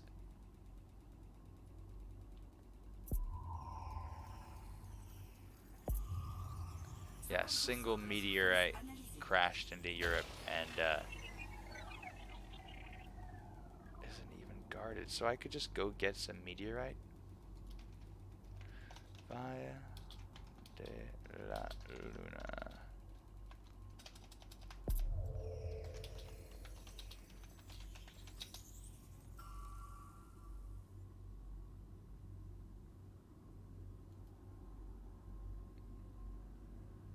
Grab space rocks. Valley due to its moon-like appearance.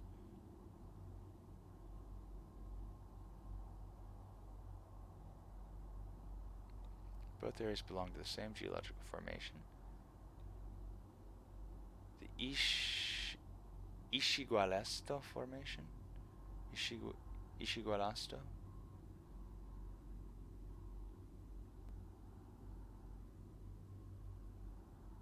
That's so cool, although. History. The name Ishigualasto is derived from the extinct Khakan language spoken by an indigenous group referred to as the Diaguita by the Spanish conquistadors. It means place where the moon alights. Another hypothesis gives the name Ishigualasto to a Quechua origin, meaning dead land, although some scholars proposed Huarpe roots. The first paleontological inscription of Ishigualasto dates from, am I saying that right? Ishigualasto? I haven't seen the kind of SCH in Spanish before.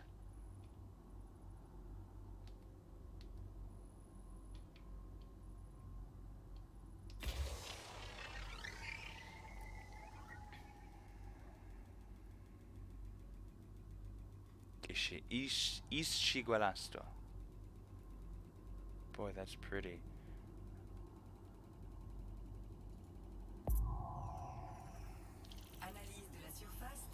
The Sphinx. The mushroom. Wow. That is pretty. I wish that Guillotine Girl was in here right now. She's a very smart person. Oh, clock tower. Hold up, I gotta chat with the new recruit here.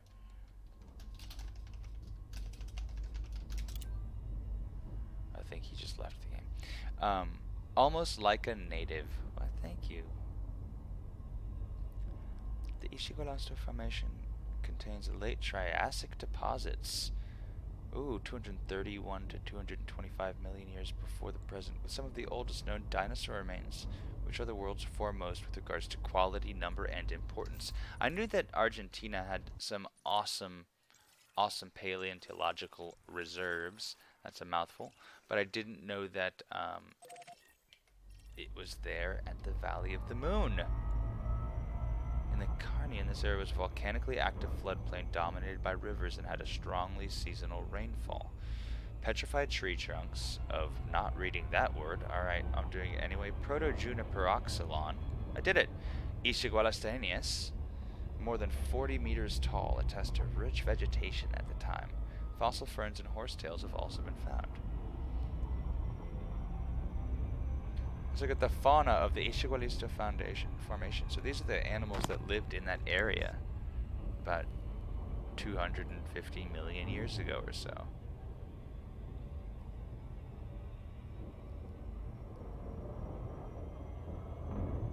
Funny looking dudes. That's it. I wanted some more of the I wanted to know more about the actual natural history of this landscape. Allow. You triggered my auto mod there with that comment. Because of that naughty word that you used. Niquin. Covered in dinos. We got a bunch of cool spots in the US too, but not where I live. Where I live we have great minerals. So like I can go up the Sierra Mountain, I can find asbestos, I can find quartz, I can find amethyst, so much pyrite, gold of course. I mean there's all kinds of amazing mineral deposits here in the Sierras. Sierra Nevadas.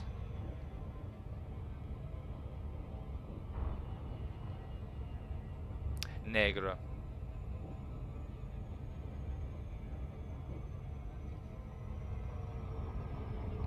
It's too close to a gamer word.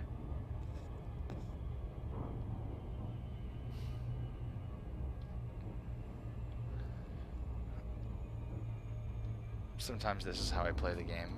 I like lean back. I just like chilling. Just be flying it like that.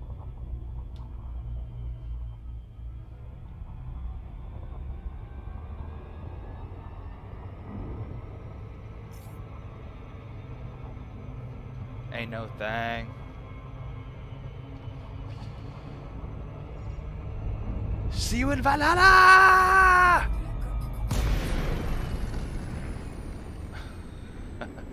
I know it's Spanish, but I live in California. I know enough Spanish.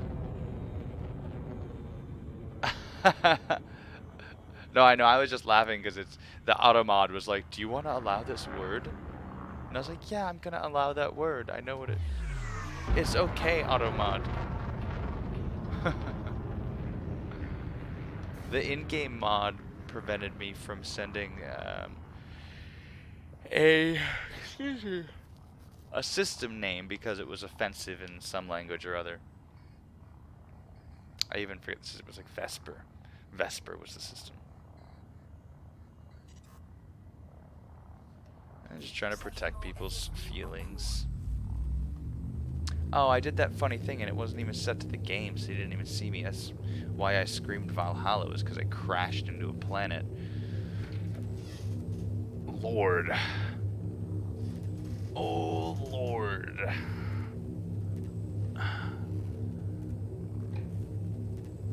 Is a nickname for people in Australia. Like a nickname for an individual. Like you would call me that, or a nickname for like a group of people. Like those negros.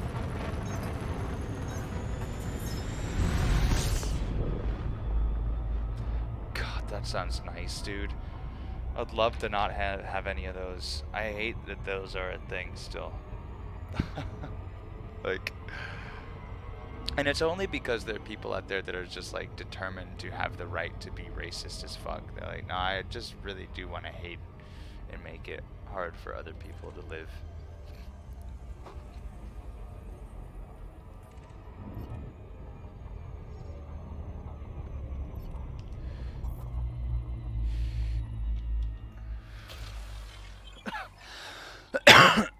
Excuse me. Sorry. Okay.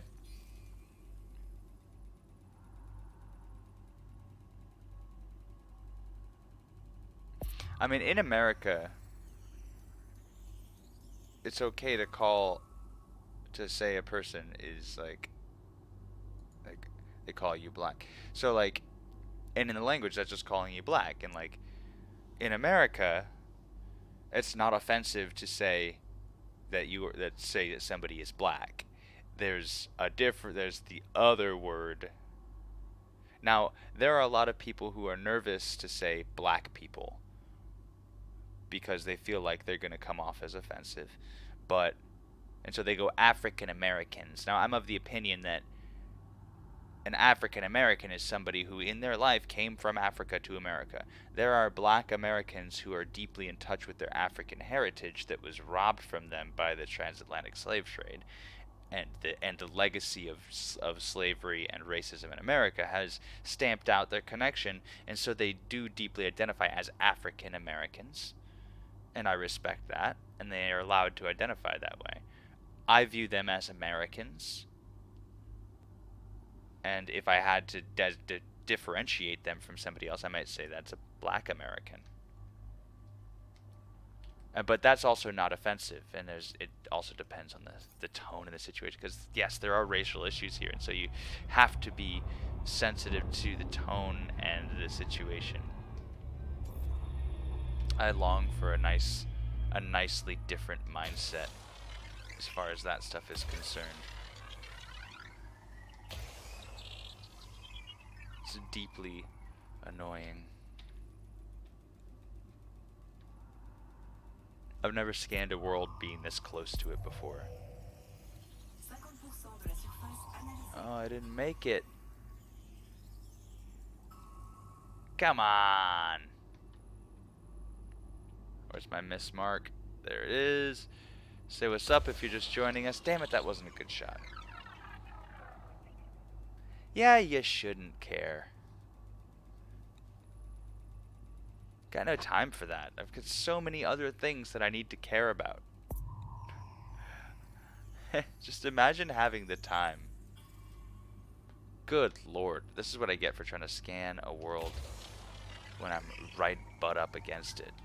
Alright, that's enough of that. That one will do it. I think I might be done with this system. What else do we have here?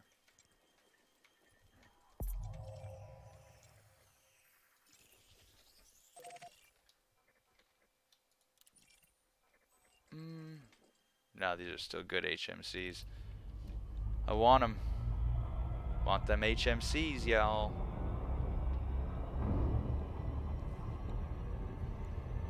More science news, shall we?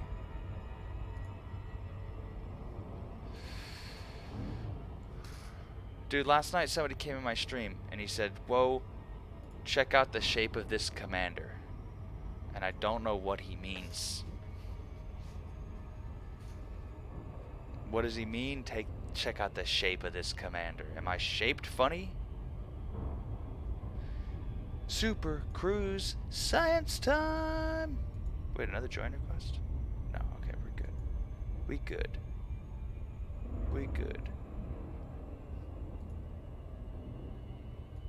I'm not excited. I mean, it's just, some science news, you read it and it's super exciting.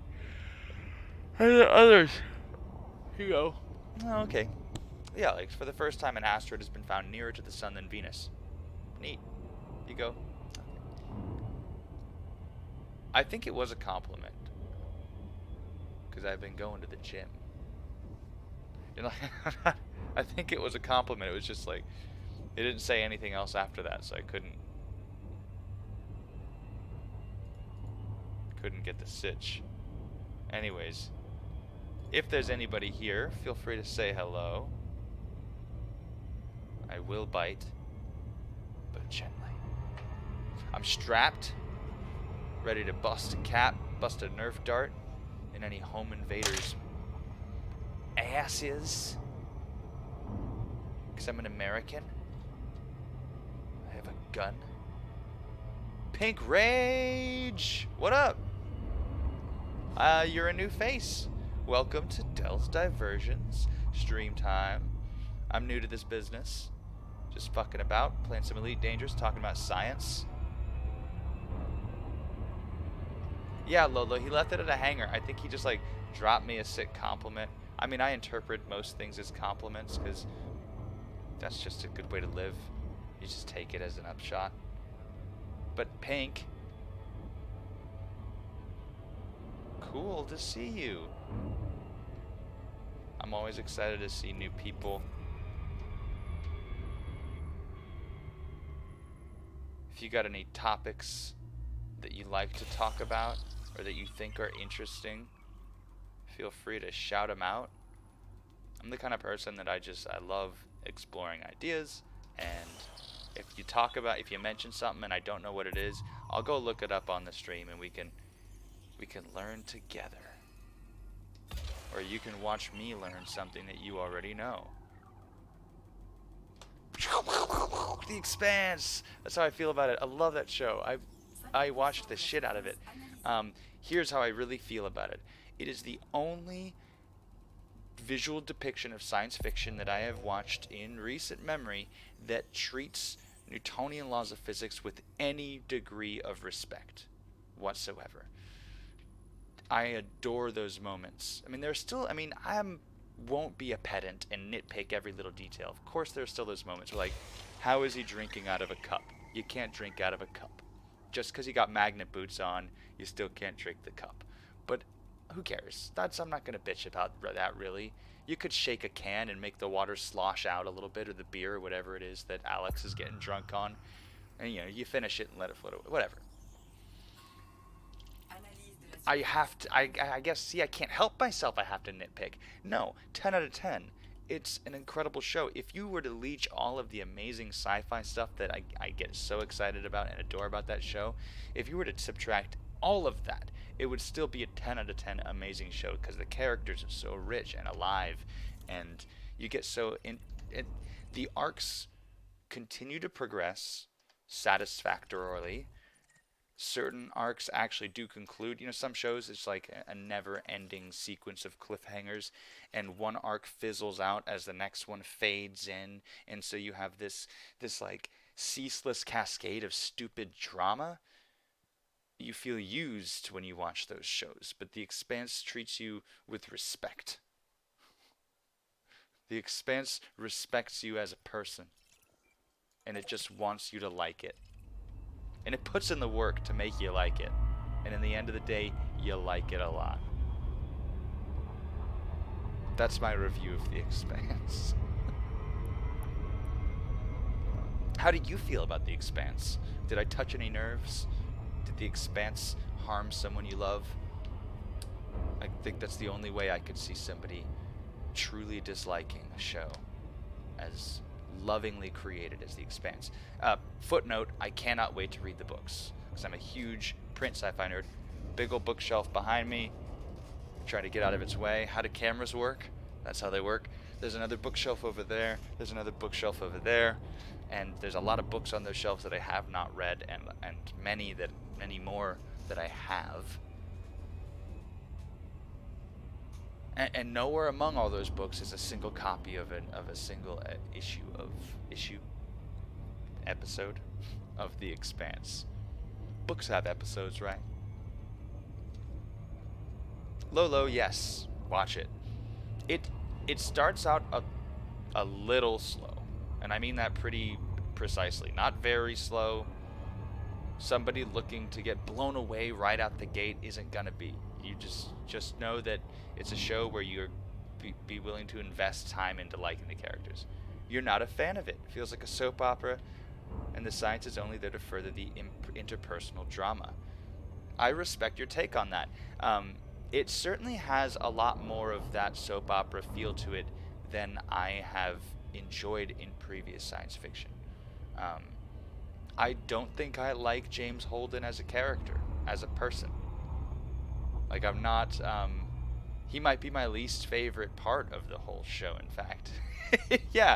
Yes, I dislike almost everything about him. I don't know, I was still able to be kind of swept away by certain aspects of the world. I really enjoyed a lot of the visual depictions, some of the fights in the Rossi, some of the little battles were pretty fun.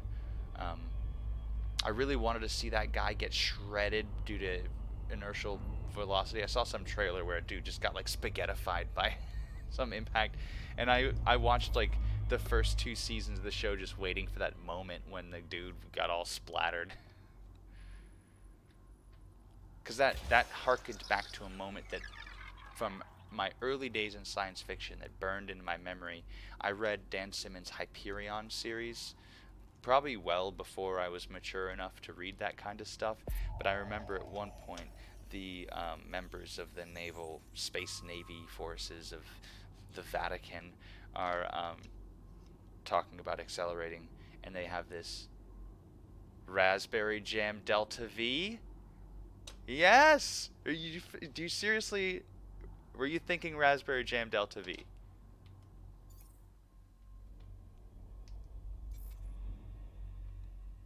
Where you accelerate so quickly that every living being on board the ship is just rendered into raspberry jam on the deck plates. Oh no, they were talking about the containment fields for the acceleration they're experiencing. If the containment fields even flickered for a fraction of a breath of a thought of a width of a second, splat, everybody's flattened instantly. So I thought, and I remember like 13-year-old me reading that and being like, what? Fucking metal, dude. What's up, Muffin? I'm a huge nerd. Yeah, that book was so iconic. I love the Hyperion Cantos. The Weintraub story was heartbreaking. And I went back and read that book again after I had a daughter, and I wept. I'm about to... Oh my god, I'm getting emotional just thinking about poor soul Weintraub. Oh god. That is such a dude writes tragedy so well. Dan Simmons is a wonderful author. I know. Look. The Weintraub disease. Ooh. Love this series. I fell in love with the Ousters. I loved this concept of these post-humans living in the stars. Giant, 10-kilometer wide butterfly wings absorbing solar winds. Imagine eating sunlight like a plant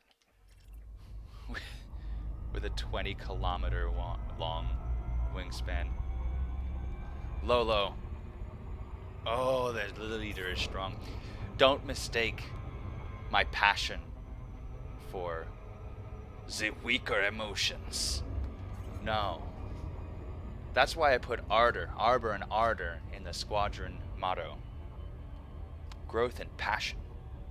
Because without passion, the vigor, the verve of things, they fall to the wayside. And what's the point? I think in one other stream I talked about purposelessness. Now. I know.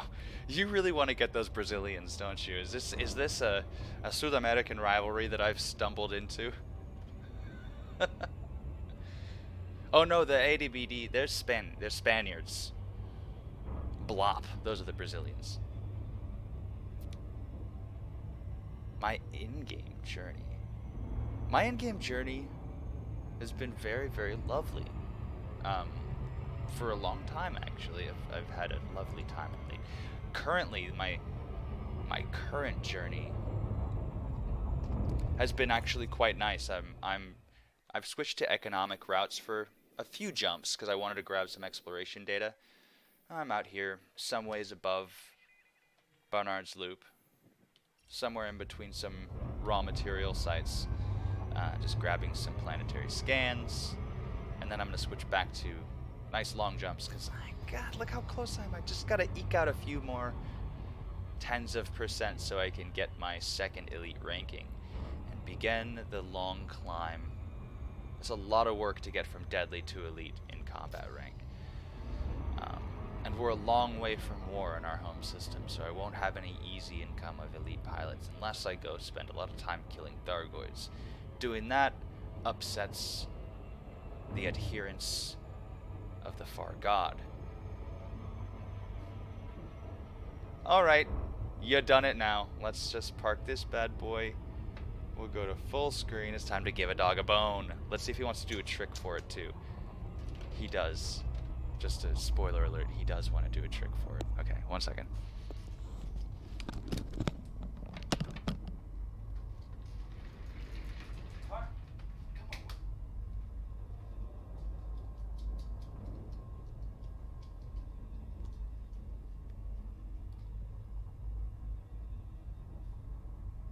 Alright, I'm gonna go get a couple treats. I'll be right back. 1 second.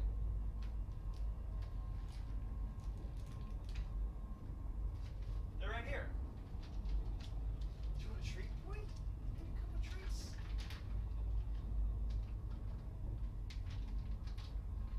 Oh, the cats want treats too.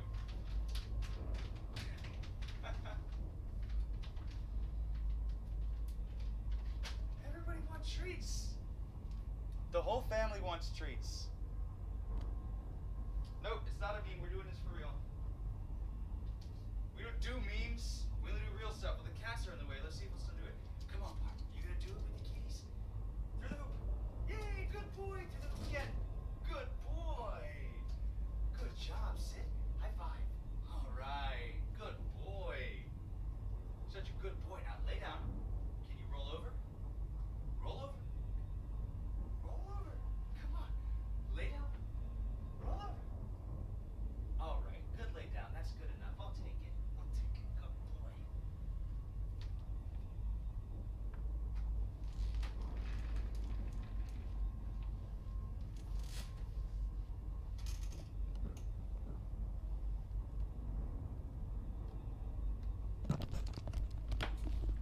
He gets really excited.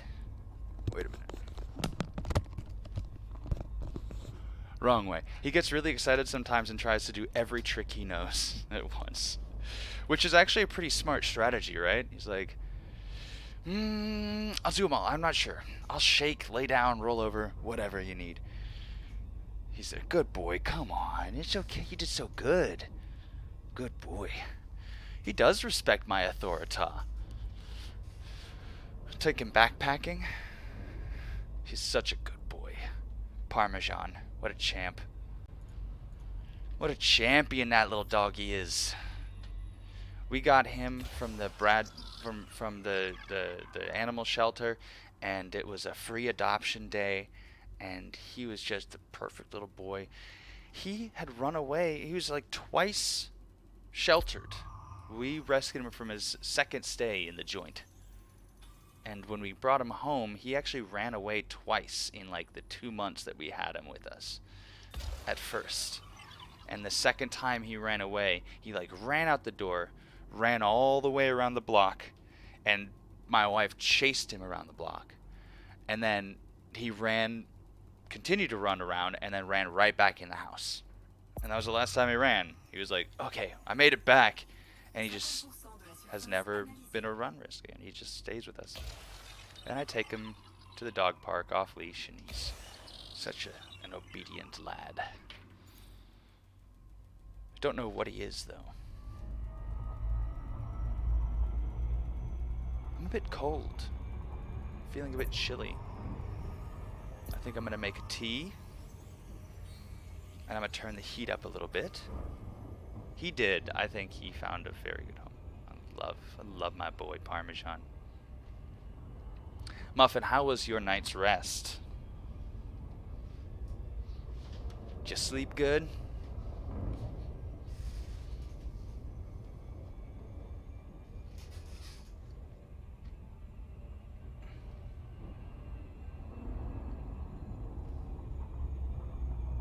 A weird night? In a bad way? I've had some weird nights where I still am kind of like, yeah, that was alright though. It's weird, but cool. Oh no.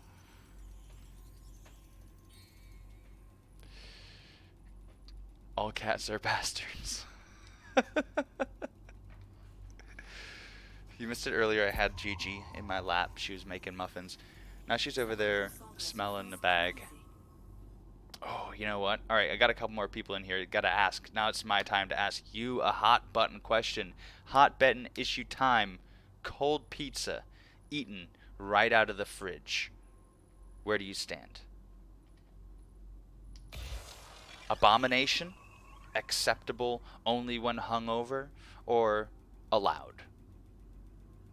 I'm in camp full allow. I mean, I'm in a, what's the word I'm looking up? Permissible kind of guy. Allowed and appreciated. Used to, not anymore. Not anymore. You've changed your way. You're a reformed pizza eater. I see. I see. I think it's great because it's like, pizza's a convenient food. You either order it, you pick it up. It's just ready to eat. You have it, you eat it. You save it, it loses none of that quality. It's still ready to eat. You feel too old for cold pizza. I think that's a fair argument. Like, I'm 31 now. I don't know. I don't feel 31. I reject the notion. And not out of some fear of growing older. I think that growing older is an honor. It's a serious honor and a privilege. And I always tell that to people when they're like, "Oh, I'm old. I don't talk to me. I'm old." Would you rather be dead? Be grateful you're alive. Be grateful. Good. I do fear your wisdom. I fear your experience more than your wisdom. I crave your wisdom. 26, but the shit I ate as a kid terrifies me now. I think a lot of us did. Yeah. In Wisconsin? Oh yeah. Oh yeah.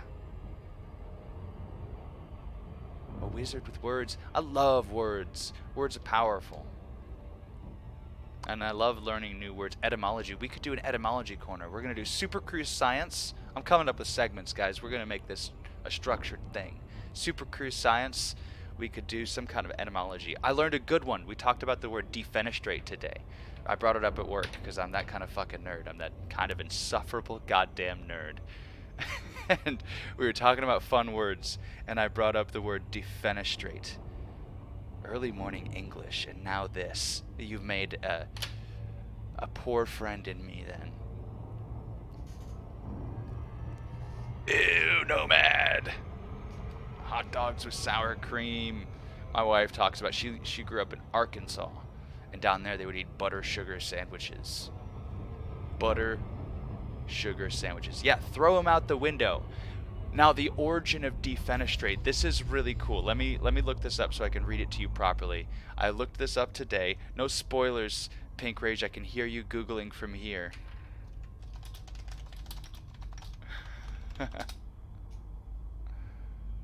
Thanks. Appreciate you. Add me online. Is this it? Okay, I'm going to read this to you. Defenestration.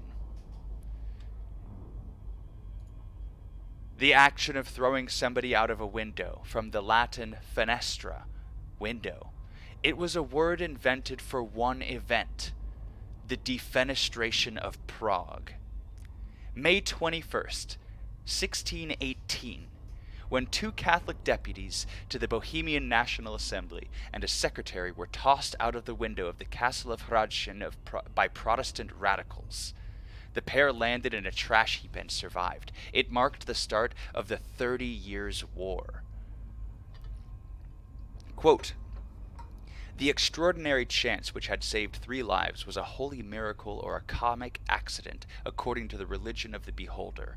Murder or no murder, the coup d'etat was complete, and since Thurn had overruled many of his supporters in demanding death, it was well for the conscience of his allies that a pile of mouldering filth in the courtyard of the Hradčin had made soft falling for the governors.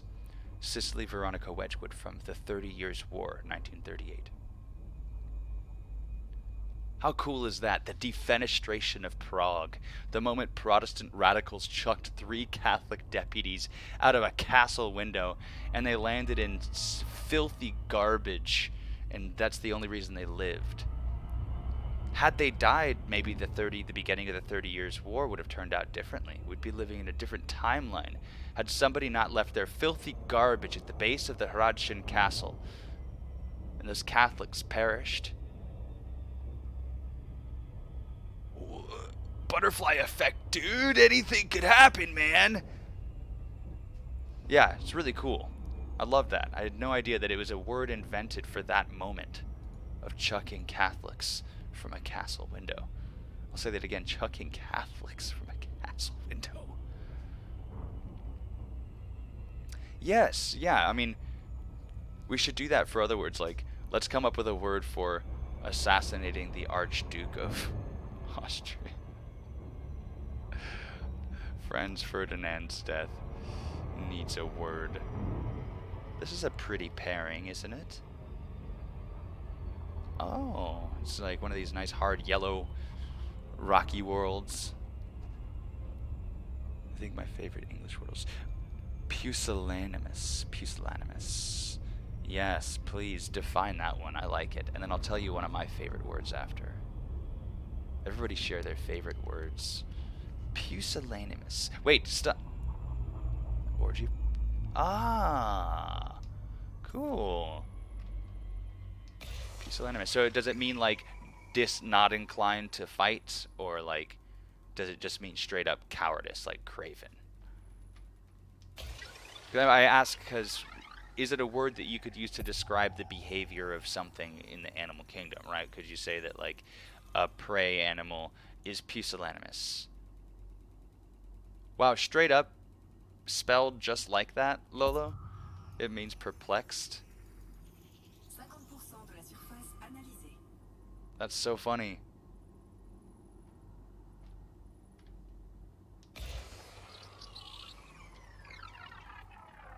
Pusillanimous, I like it. Okay, so my word is kind of sexy, I'm gonna warn you. It's not an actual sexual word, but I think it's just a sexy word. It's deliquescent. Deliquescent. I'll write it out because I think it's sexy just because I like the way that it looks. Deliquescent. It means having qualities like liquid, like undulating or soft or flowy. I don't know. Deliquescent. I've seen / heard / used it myself in some slightly blue situations, I'll say. Yeah, deliquescent. I think it's kind of erotic. I like it. Oh yes, callipygian. That's a robust word.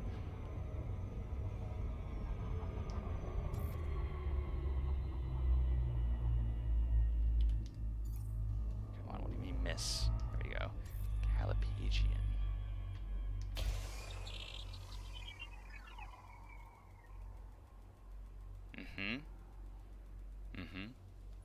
That's why I'm doing squats.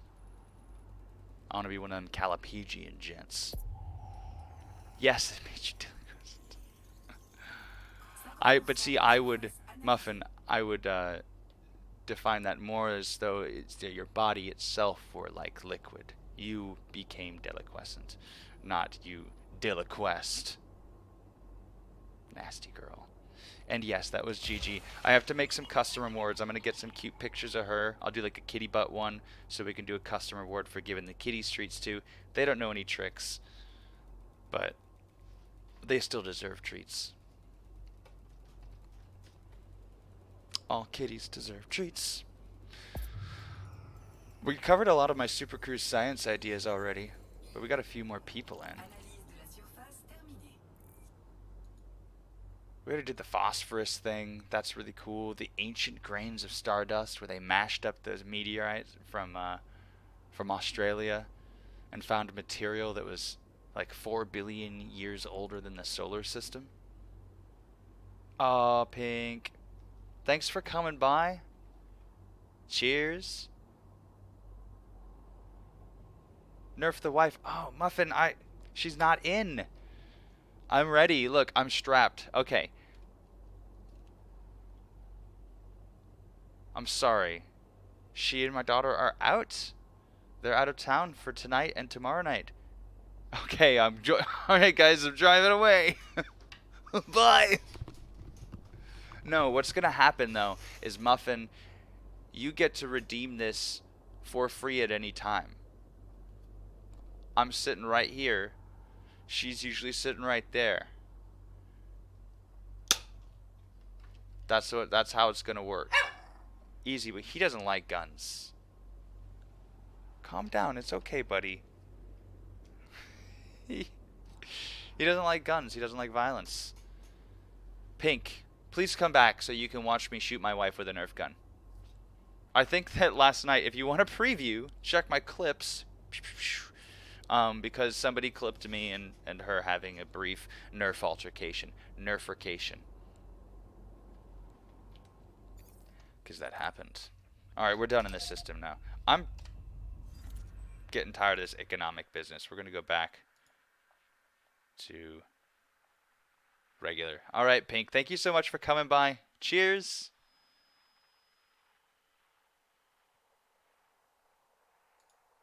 Yay!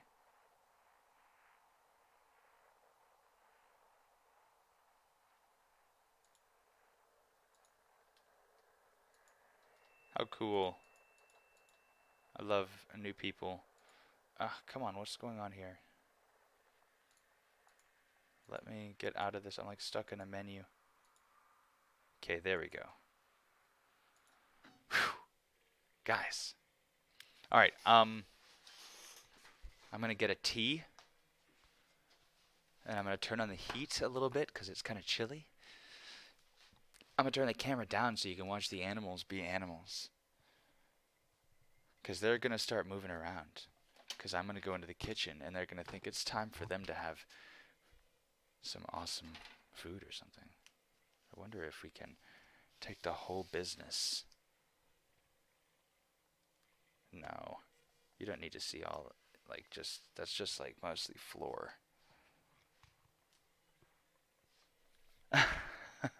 Okay, I'll be right back. Come on, doggy. Mark. Do you want some food? Come on. Uh-oh, kitty. Let's go.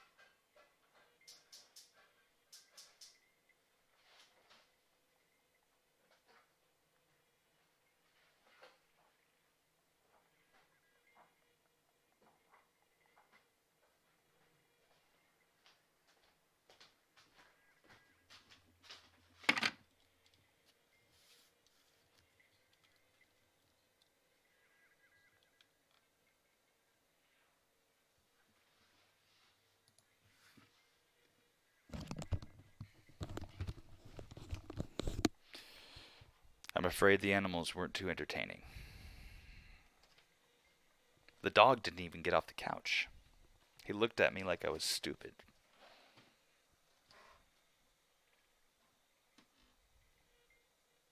Okay, go get a coffee. I'll see you soon.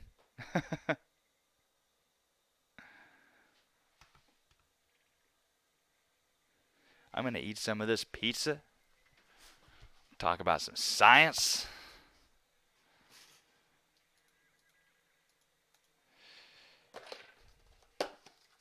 Keep flying my ass back towards the bubble.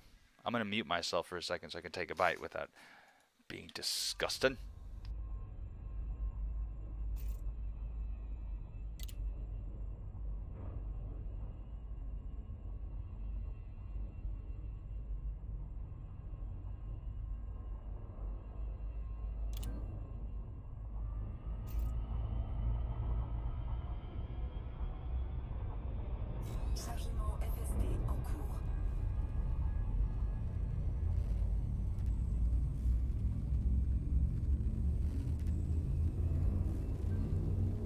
Is ASMR eating a thing?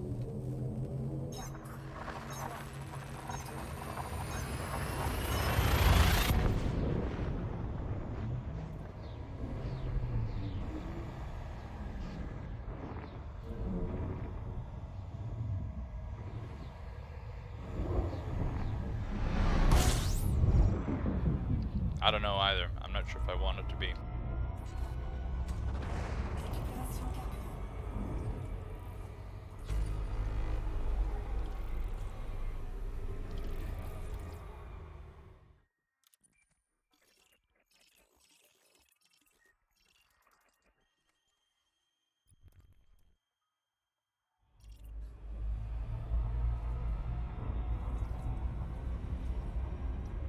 We'll do something like that a different time.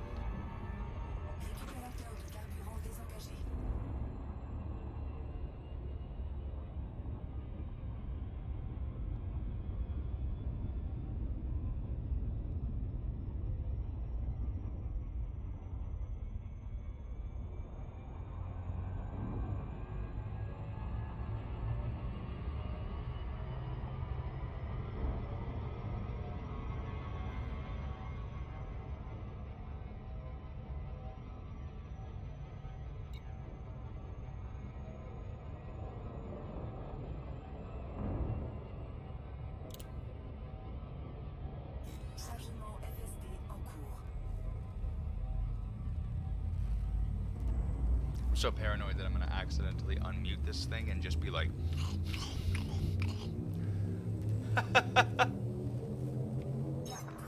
Yeah, I realized that I hadn't switched it back to the... Really, I'm just kind of grabbing up some exploration data as I skip and hop my way back home. Cache that in the home base.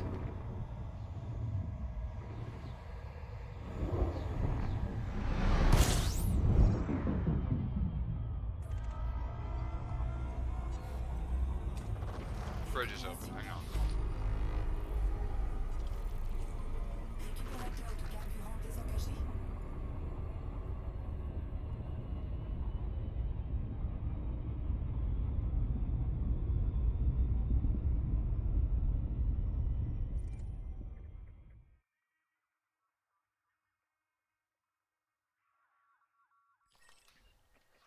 Hey! Look who it is. I gotta put my name next to Harley Quinn's on these worlds. I'm sorry. That's too cool.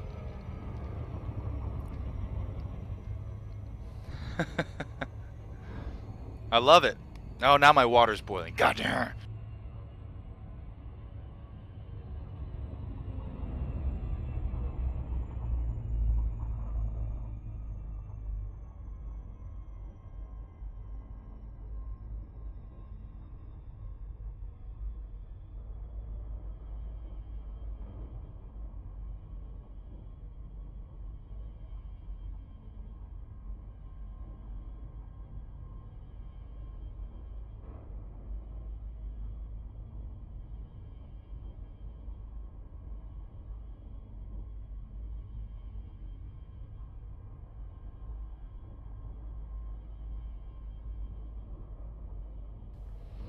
Yeah, dude, that's so cool. I kind of want to map all of these. So it'll say Harley Quinn, Tan Bin Fan Nguyen. At least a couple.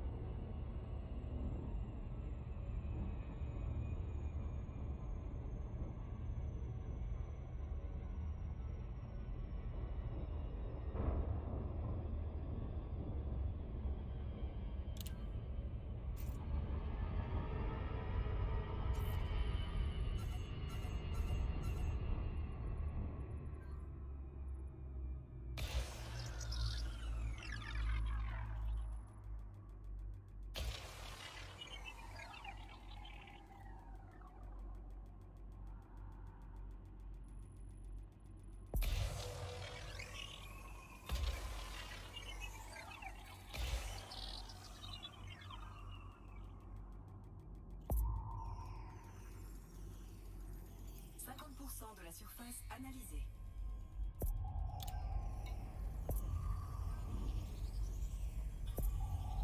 Analyse de la surface terminée.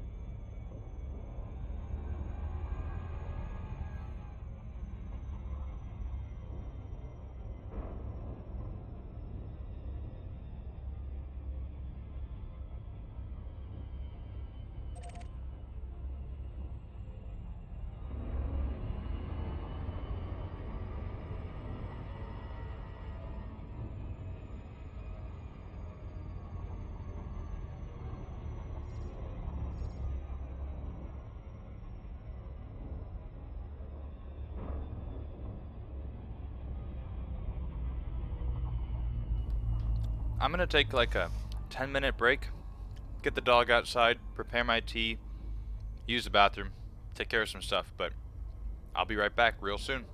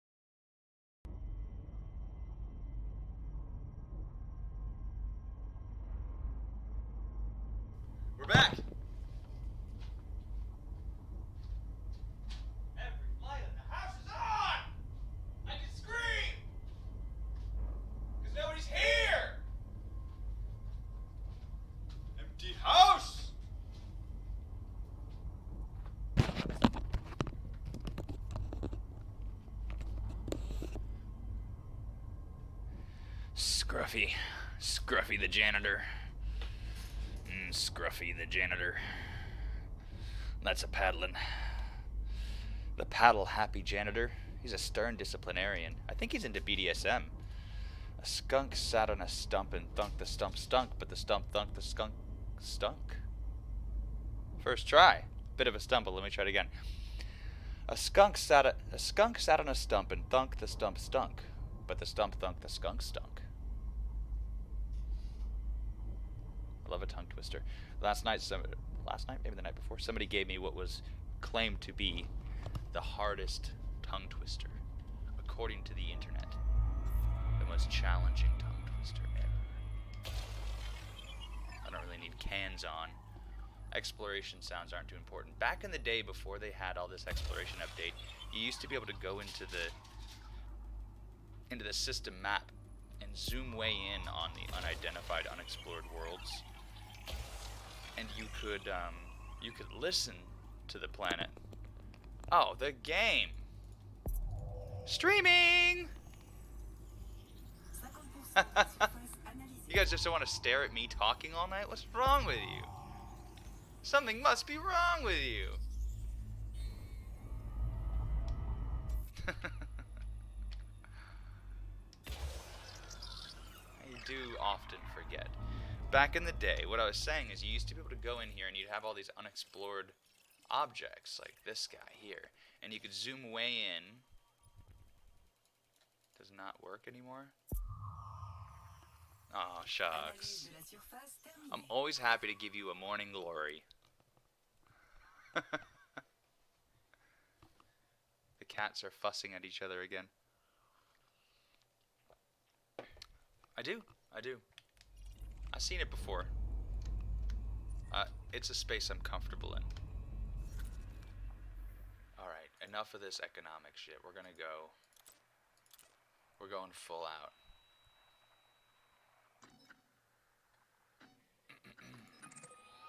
Replot that route, please. I want to get to this neutron star as quickly as possible. Uh-oh, Kitty's back. She's like, is there a lap for me? Here, let me make some room for her. Let's get comfortable. She's homing in. Here. It's Gigi time. Gigi! Okay, come on, baby. Let's go.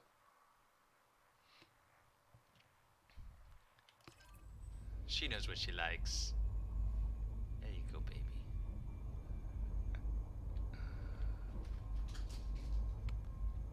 The dog's stomping around. I think tomorrow, so when I wake up in the morning, well into your day, Muffin, I'm gonna come out. We'll try this guy on the stream. I haven't done any playing with any levels or anything like that with this, so we'll see how it works.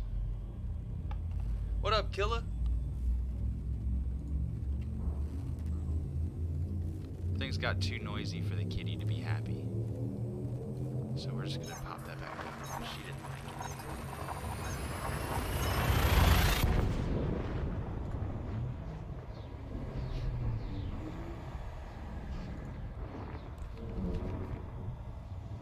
How you doing tonight, Killa? Thanks for stopping in.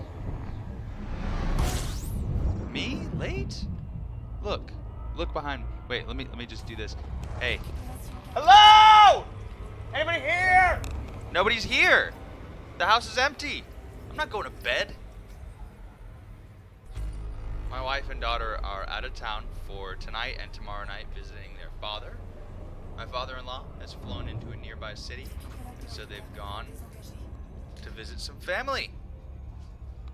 I've stayed to care for the animals and to attend to my duties. Muffin, my oldest cat, is huge, around 8K. Loves to sleep on my lap, but I'm like 5'2" and wouldn't be able to do that on stream. Yeah, no, that's a big kitty. 8.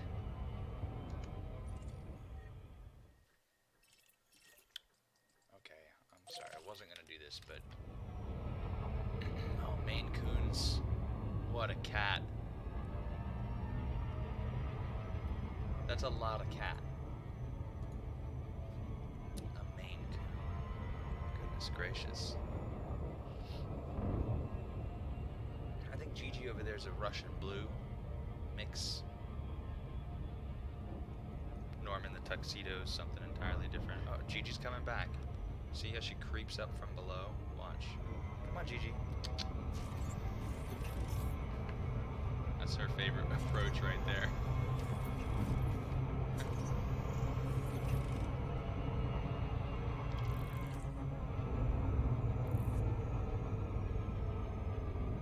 A lot lighter. They got like bird bones.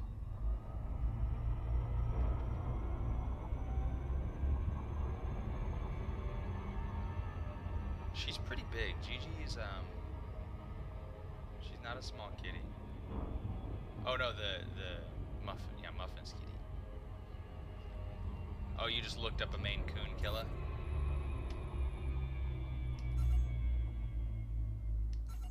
Yeah, they're pretty serious.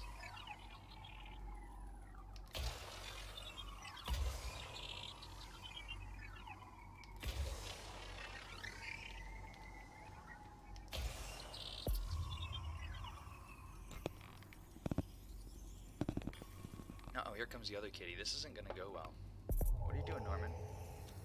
Oh, stay away from the dog treats, sir. 50% de la surface analysée. No, sir. Analyse de la surface terminée.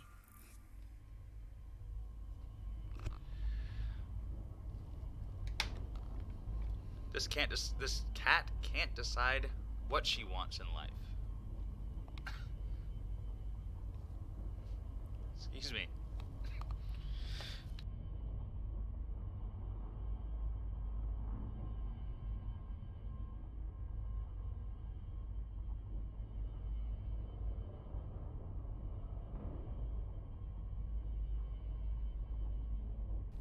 No sleep. Gotta map a couple of these.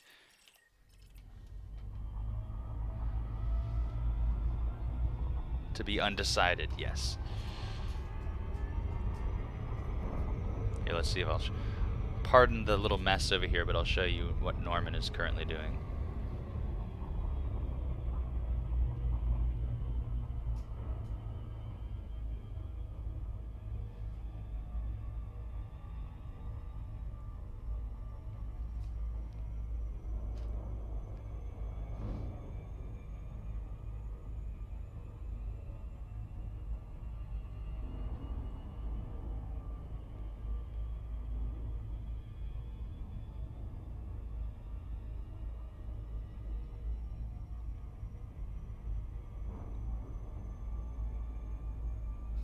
He's being lazy right now. He doesn't want to pursue pens.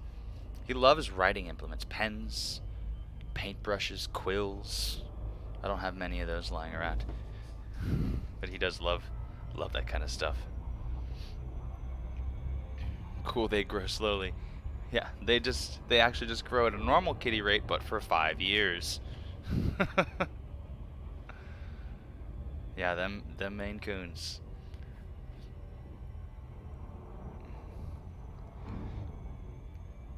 Oh, Norman, such a sweet kitty. Gigi, the gray kitty you saw earlier, she's got indigestion. She pukes so many meals. It's troubling.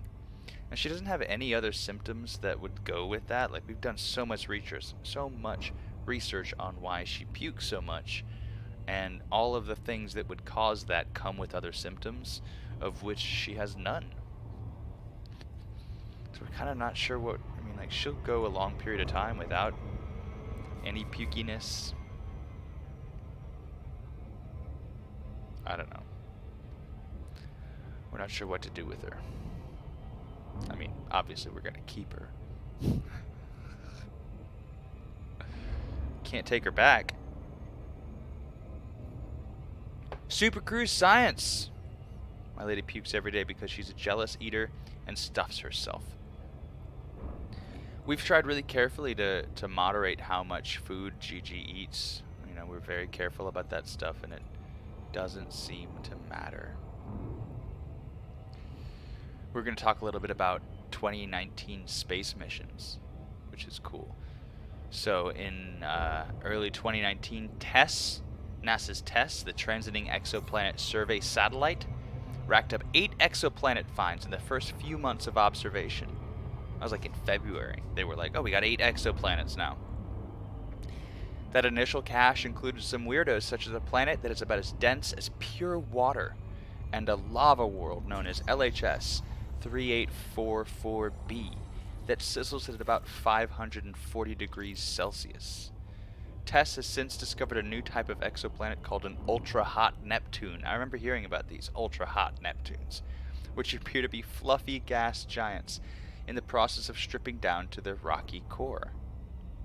That's neat. I imagine that there's maybe something happened to its star. It's much hotter now.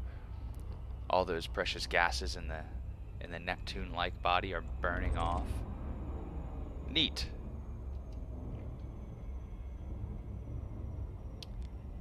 Very cool. There's a couple of asteroid missions happening that are just like pending, which are really neat. Japanese have the Hayabusa probe.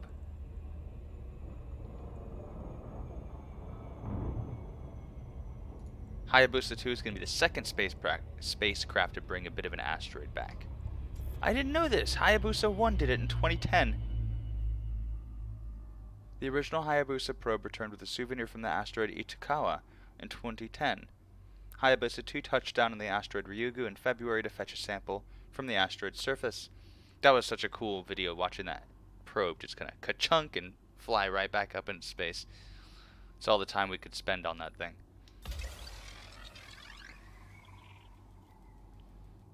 Scientists won't know exactly how much of Ryugu was collected until Hayabusa 2, which started its journey home on November 13th, arrives at Earth in late 2020. So there's something to look forward to along with our game-changing Elite Dangerous content update. We're also going to get an asteroid return sample. So if Space Legs sucks, or they give us more microtransactions instead of base building and more ships, at least we can celebrate the return of a small piece of an asteroid in late 2020. I know, shots fired. Shots fired. I'm actually quite optimistic about the update, but I'm an optimist because it costs nothing. Let's do one more of these. Won't be able to chat a lot. We're doing the BGS killing. Nice. Yeah, I'm just collecting some of this cart data on my way back to the bubble for some BGS selling. Yeah, I'm gonna get in there and get back to work in Namehi. We took a minor dip, but no big deal. So Osiris Rex, NASA's asteroid sample return mission, they arrived at Bennu in December of 2018, which was not entirely awesome, because when they got there, they took some pictures of the surface of the asteroid and found that it was actually a very coarse, gravelly surface, which not good conditions to touch down on. They were hoping for something a little more sandy and beach-like, but they got something really rocky. So they did find they ultimately did find a little piece where they could collect. So bits of Bennu will be returned in 2023. They're hoping to reveal whether a similar asteroid could have delivered to early Earth a molecular starter pack for life. I'm willing to bet by the time that bits of Bennu return to Earth in 2023, we'll have already directly or indirectly observed this stuff in enough asteroids to make that discovery moot. Just tonight, we've already talked about 2 pieces of interesting news that have shown that the stuff of life is not only abundant in the universe, in a lot of places in the universe, but it also seems to be very easy to make. And the 2 pieces I'm talking about are the star burning phosphorus, 2 kinds of phosphorus into the interstellar gas around it, And then the meteorites containing the sugar base, whatchamacallit, you know, schnackle, schnickle schnackle, what you call it, kajigger, who's a what's it, starts with an R, ribose. Yeah, thank you, Lolo. Ribose. So yeah, they're hoping that Bennu's going to come back with yet another beast. But that's science, you know, you get more and more evidence. That's how you point to science as well-established science. You say, look at all of these mountains of evidence. Not only is the ribose found in meteorites, not only is phosphorus being created in planetary scales, but now we also have, now that's real hard evidence when we bring back a piece of Bennu and say, look at these precursors for amino acids. Pretty cool. I think we'll find life probably in our solar system. Might not be what we expect, but a lot of movies about why bringing stellar stuff back to Earth is a bad idea. Yeah, that's always the fear of the unknown. Earth is stellar stuff, and so are you, Muffin. So are you. You're also stellar stuff. Fun fact. So Carl Sagan is known for using the phrase star stuff, right? You're all made of star stuff. You're all star stuff. He didn't necessarily come up with that term. Vera Rubin. Let me look her up because she's a forgotten hero of science. Vera Rubin actually discovered dark matter. Let's go here so y'all can look at Vera Rubin. I want you to see her.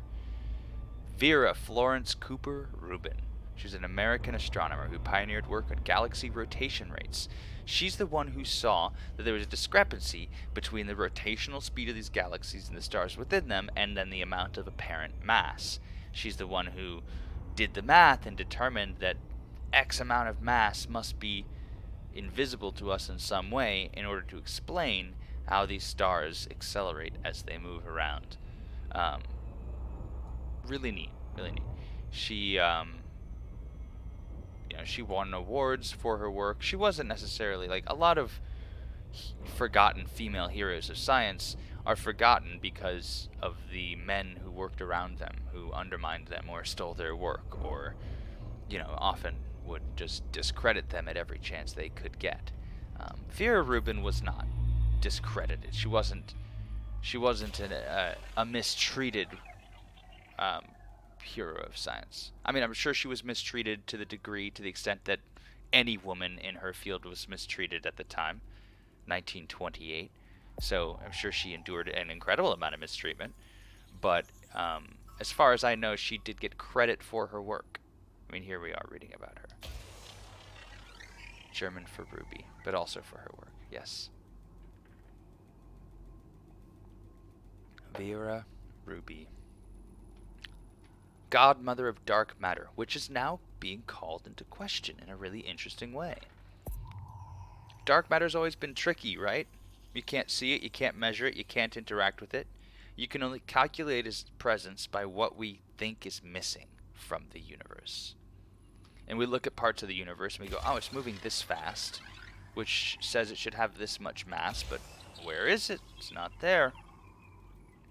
So we like to think that maybe there's some stuff out there that we just can't see. Some physicists are now saying, what if there is no dark matter? What if that mass is existing in some other way that we haven't conceived of yet?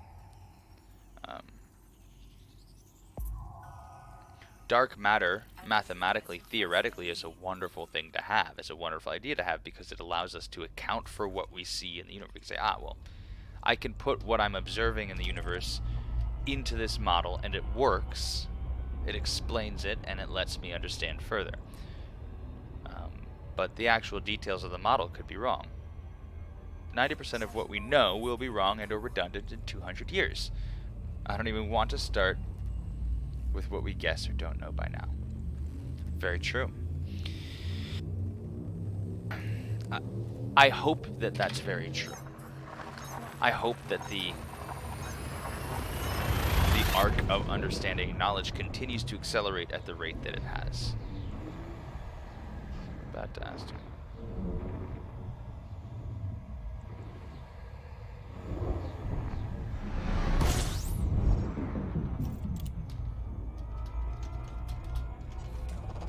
Récupération carburant.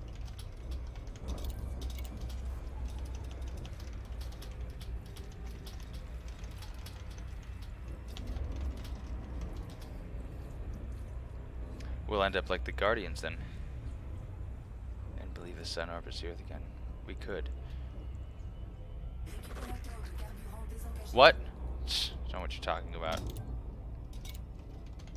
So guys, cool future possibility and a different answer to the Fermi paradox. We've talked about the dark forest, right? As an answer to the Fermi paradox. That we can't find any aliens because everyone's afraid. They're all hiding. Nobody wants to speak up or be seen or heard because that is an invitation to being destroyed. So everybody's creeping around in the dark forest. Another theory, and this is an answer to the Fermi paradox that I'm kind of fond of. And the question is, it comes down to motive, really. If you're an alien race, if you have the ability to travel between stars, that means you also have the ability to harness incredible amounts of energy. The more energy that you're able to harness, the more power that you have, the less motive that you have to travel. As humans, we can't understand not wanting to go over there and get what's over there. We're so driven to do that. An alien race may not have that drive. There's a really fun book by Charles Strauss called Accelerando, and it follows this incredible, rapid increase of technology in human civilization. And one of the things that ends up happening, spoiler-free, this is just something that could happen, is that kind of a gray goo apocalypse scenario, right? Where, but it's more intentional. Late post-humans have more or less begun to upload their consciousnesses into supercomputers. The civilization has lost its need for the material. More and more of it is existing in a simulated universe, but it always needs more computing power. And so, like a gray goo apocalypse, this swarm of nanobots slowly dismantles every single mole of matter in the entire solar system, dismantles it down to its base components, and builds microscopic computers that then get put into a Dyson swarm sphere around the star to absorb 99% of its energy.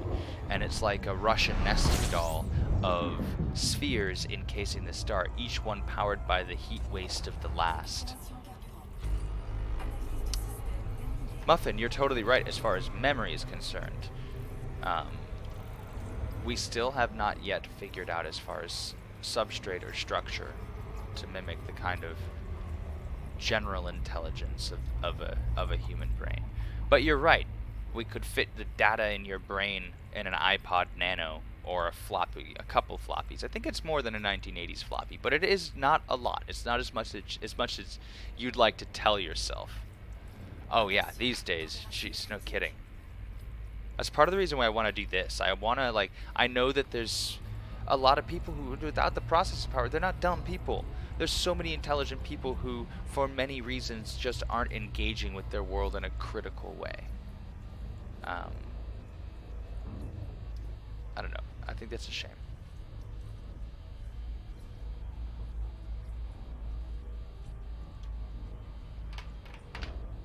Attention, température critique. Welcome to Twitch. Yeah, well, thank you. Happy to be here. Chuffed even. I'm gonna need another cup of tea because I want to stay up for like another 2 hours at least. We doing this. The motherfucking tea.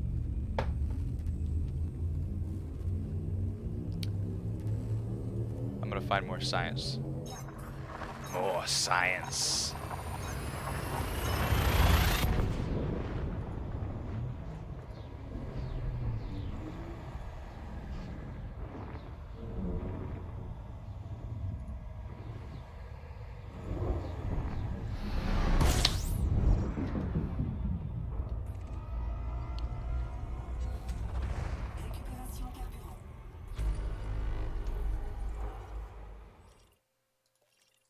I love reading everybody's names when I'm out exploring. Here, now I can zoom in. You used to be able to come in here and I can't hear it. You'd zoom way in and the world would make a sound. And you could listen to it and it would tell you if it was a high metal content world or a rocky body or an ice body or whatever.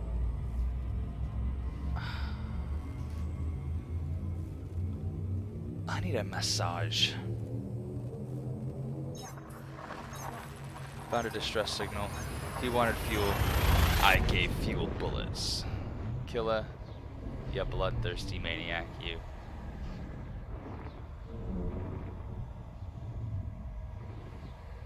Gigi's coming back now. She feels it's time.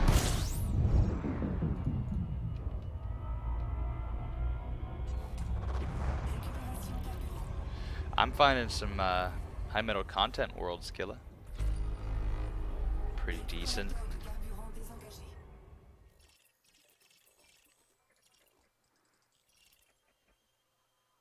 Nah. Gigi.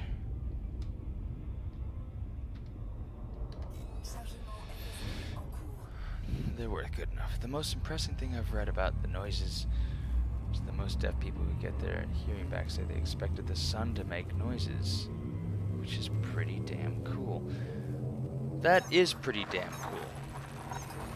And the sun actually would make noise.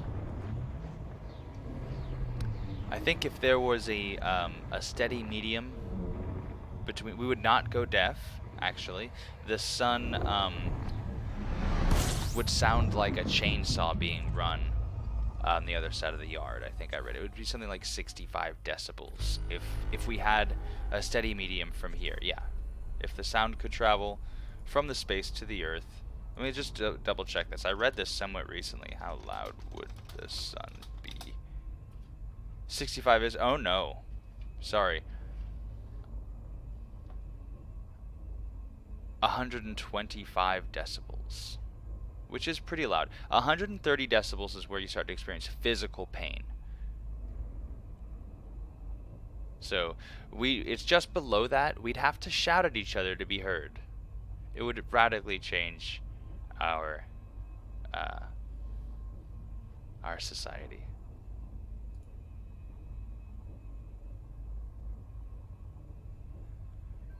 Oh, I like this question though. Somebody said, why is the sun so loud?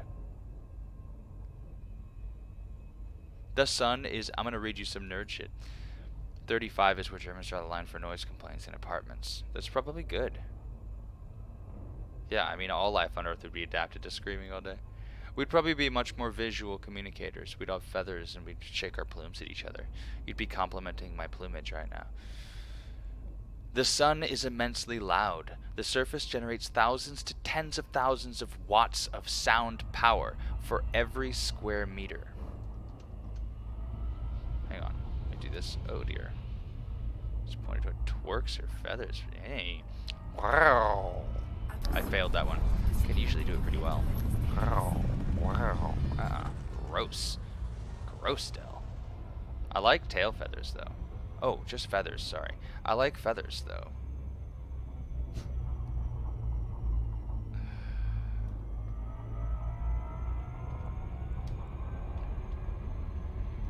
So, tens of thousands of watts of sound power per square meter.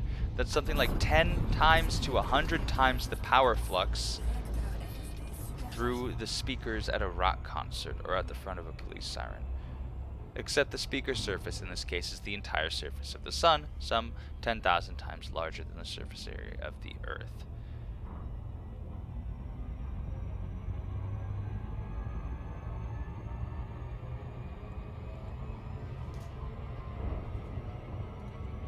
You guys want to hear what the sun sounds like?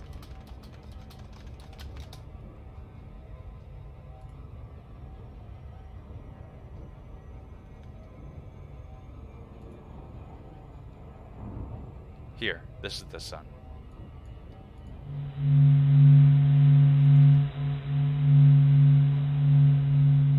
You're actually hearing the vibration of the sun.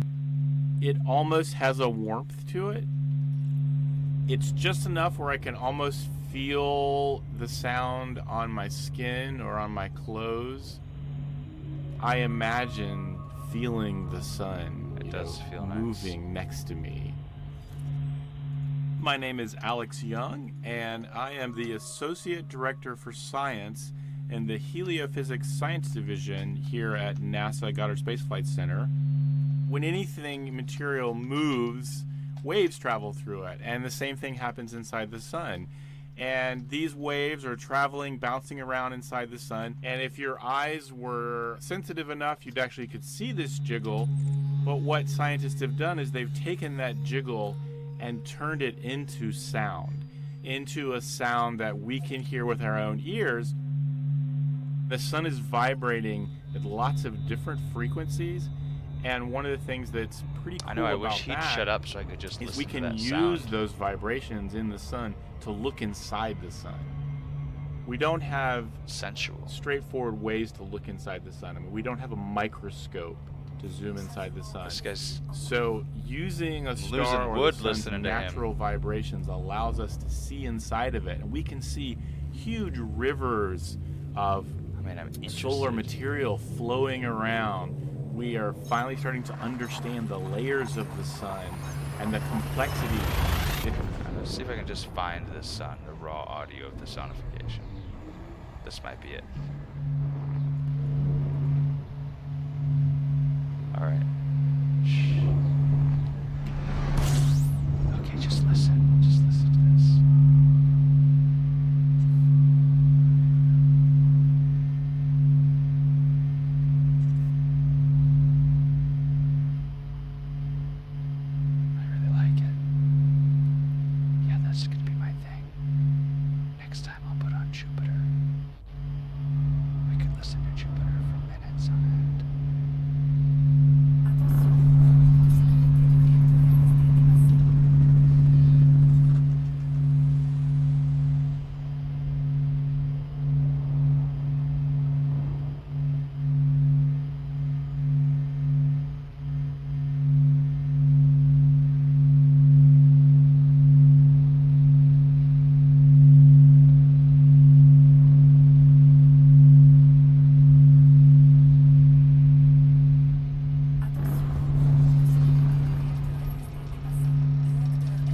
Made my eyes water. Killadark, you're thinking of a tuning fork.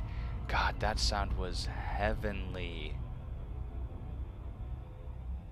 It was coming in behind my eyes and dropping down my spine, and I just felt it in my guts. Oh, that was good. Whew. I feel like I need a cigarette. Holy shit. Oh, where they cut the soap with the blades. It's pretty satisfying, not gonna lie. I will give that to you. I know, Muffin, I need to lay down. Like, I wanna spoon somewhere and just turn that up. I wish I had some big ass speakers so I could turn that so I'd feel it in my chest. I feel like I'm in an afterglow. Like, you know, after you've bloomed on a good trip and you've got that buzz right here in your plexus. Cats, chill. You're harshing my mellow right now, kitties. I kind of just want to go back and listen to that forever, guys.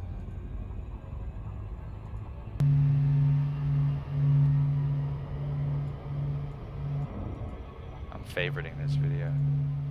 Saving this forever.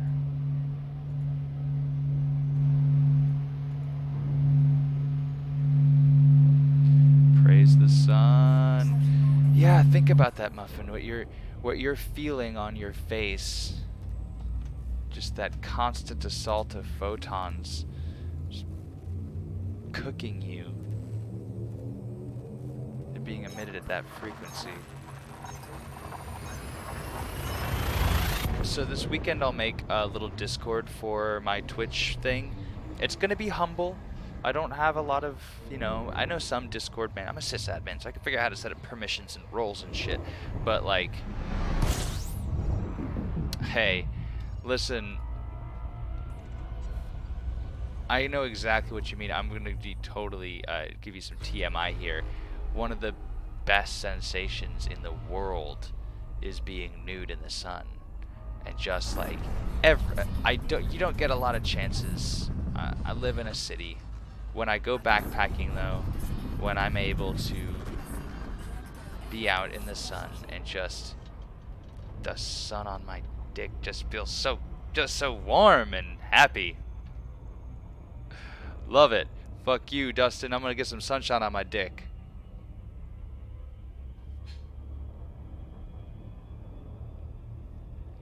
Good to see you, my dude. What's going on? Yep, that's right. Gotta keep it happy in the sunshine. No, truly, it's a pleasure. Gotta get the sun on the dick. I think we can make it to Jackson's Lighthouse from here.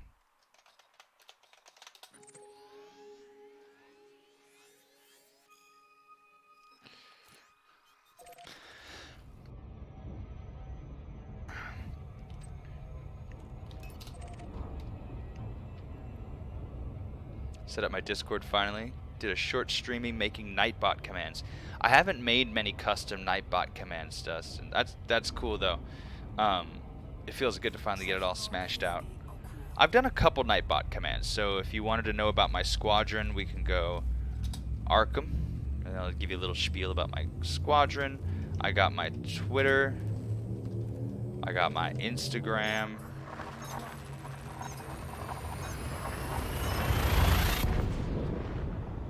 And I think that's all I made so far.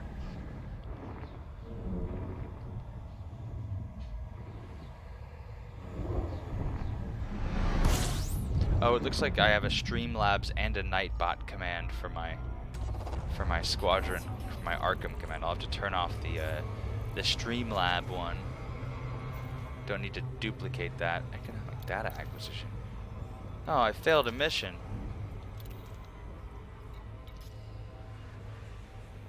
Darn.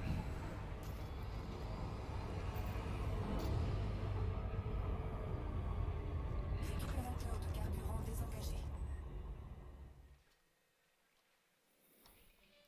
Do I have a fuel star? I do. Chargement LSD en cours. Yeah, Knives, you gotta do some custom rewards too then, so people can spend their channel points on things like, well, making you shave your beard into funny mutton chops. APIs I can hit with that applications. Cool. Actually, dude, I wanted to ask, you're the guy I need to ask about something. I wanted to set up a custom source. So I use Streamlabs OBS, and I wanted to find a way that my wife can send me memes. But I need them to be able to come into the stream source without me seeing it. Like, I want to be looking at it for the first time at the same time as the viewers.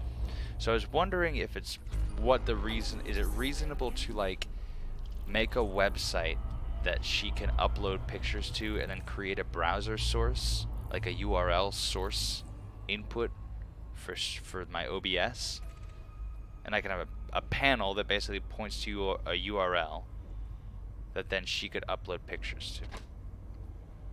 Because right now she texts me memes, and then I hold my hand up over the thumbnail and I copy the link, and then I go and I paste it into my browser, and then I through the OBS and we look at it there.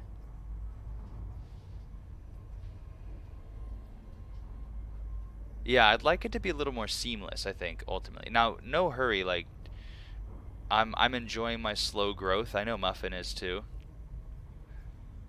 And slow growth is the key, a slow escalation of intensity. And so eventually, yeah, I think it'd be fun to have a nice seamless thing where she can just like pump memes right down our throats. and I'll just pop them up. Memes, memes, memes, memes. PewDiePie's out. It's time for Nudie Pie.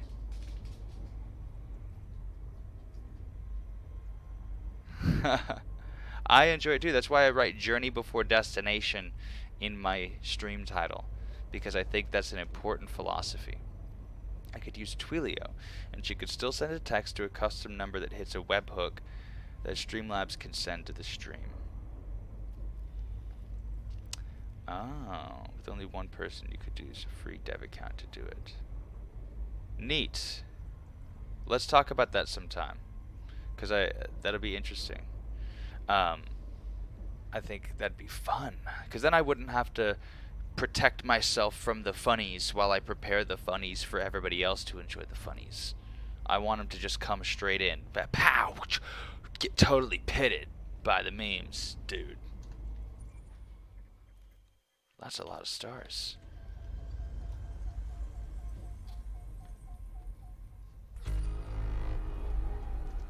Let's see, alright, that's still a lot of stars. Alright, because I'm carrying a lot of precious data, I'm going to do something I don't do very often. I'm going to go to my private group server.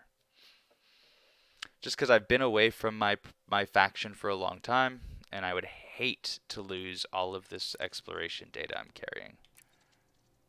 So we're just going to be a little safe here. I normally don't do this. Well, if I'm carrying valuable minerals, I'll generally stay in open too, just because I think that's more fun. I can just go out and mine some more relatively easily, but if I lost, you know, a cumulative 13,000 light years of data, that would be kind of upsetting.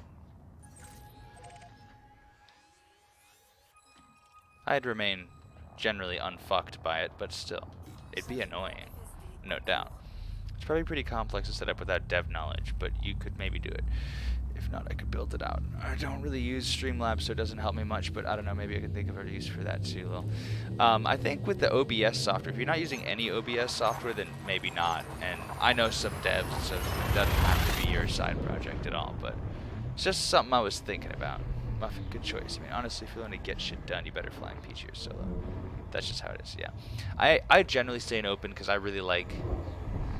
I'm not a gambling man, but I do enjoy the random encounters. I found generally even the people that are dead set on killing you aren't too good at it, and you're able to get away. And it's kind of satisfying getting away knowing that you're making somebody eat your dust who would rather be eating your heart. Spit over your shoulder. As you go.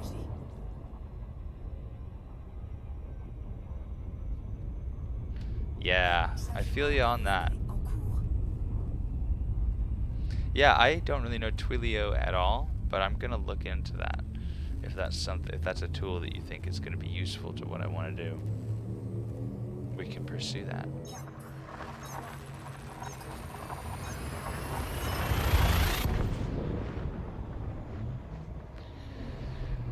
I think it's almost time for more tea.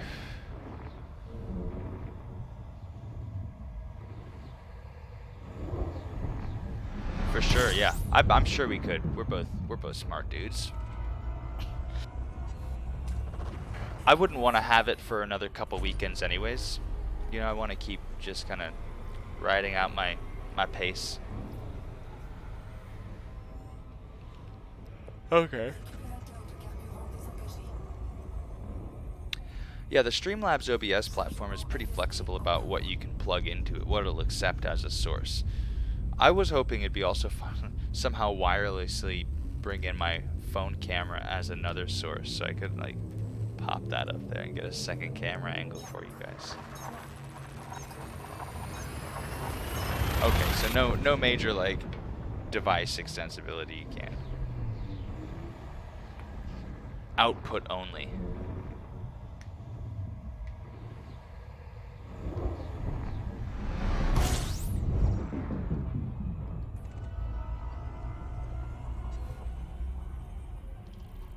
You're welcome, Muffin. Have a lovely day today. I'll be off to sleep eventually, and then I'm probably gonna get on and stream some more. So look for me at an odd time today. I'll be on at an odd time. So long. Good night or good day. Thanks for coming in.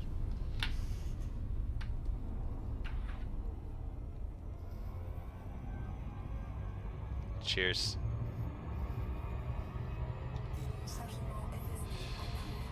Knives, they do phone trunks, but no one has a use for that unless you're running a giant company. Yeah. No. No, I took this Friday off, though. I was going to go up into the mountains with Kristen, because her father's in town. So she and Evelyn went to Reno. So I just took this Friday because I had it already, so I might as well keep it. So I'm going to take care of some stuff around the house. I'm going to de-trash my yard a little bit. I'm going to sleep in. I'll stream a little bit.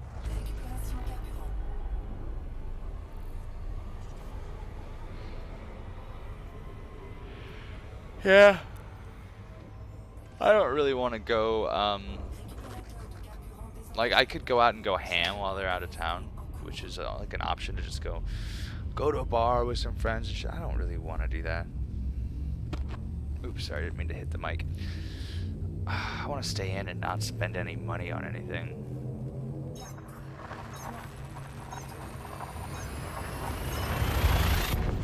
Cat d'un.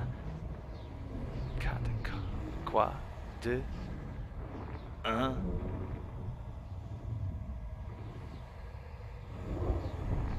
Yeah, I think that is really it. Too old. Like, I just don't have the drive. Like, why would I want to go out? See somebody. I'll just make them come to my house sometime. 3 months later, they're coming over. Shit, what are we gonna do? Yeah, being in your 30s is an interesting experience. Ain't it? I think it is. Temperature. Critique. Critique temperature. Come on. Gonna hit Jackson's, and then Jackson's is gonna get me home. Love me some Jackson's Lighthouse.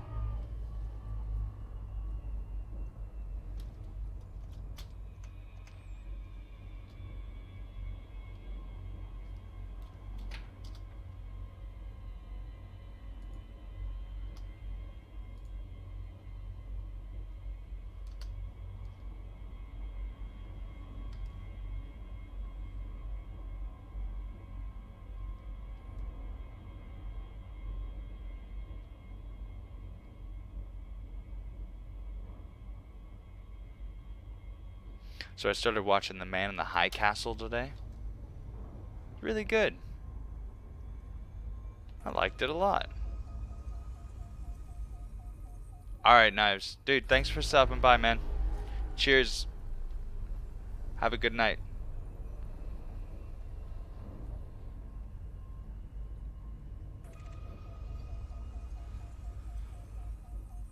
It might be time. Oh shit, I've been going for 3.5 hours. 3.5 hours. Yeah, I might hop off the stream for a little bit once I get back to where I'm going.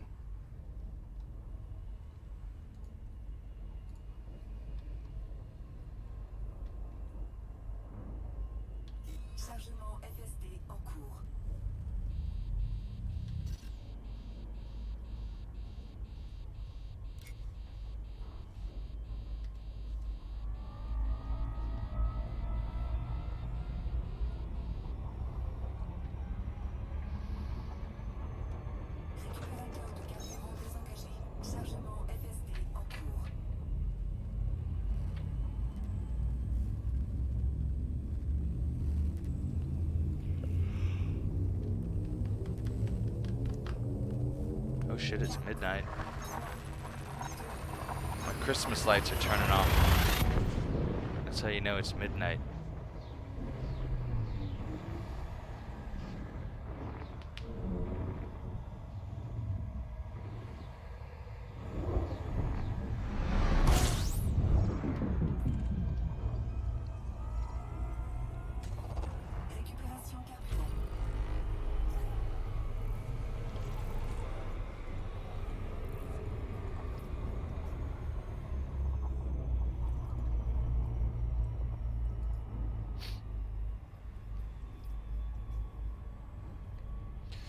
There's got to be some more Super Cruise science to talk about out here. There's always some Super Cruise science worth talking about. I don't want to go straight to those, you know, right off the top science websites, because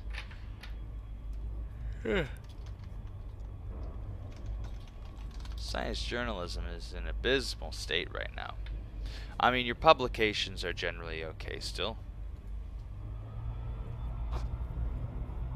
But, yeah, they generally don't know what they're talking about. I noticed in some publications have these weird... Maybe it's my algorithm. Maybe it's my Google algorithm thinking that it knows what I'm interested in. But I get the Business Times Journal, which is a newspaper I've never read. I've never subscribed to the Business Times Journal.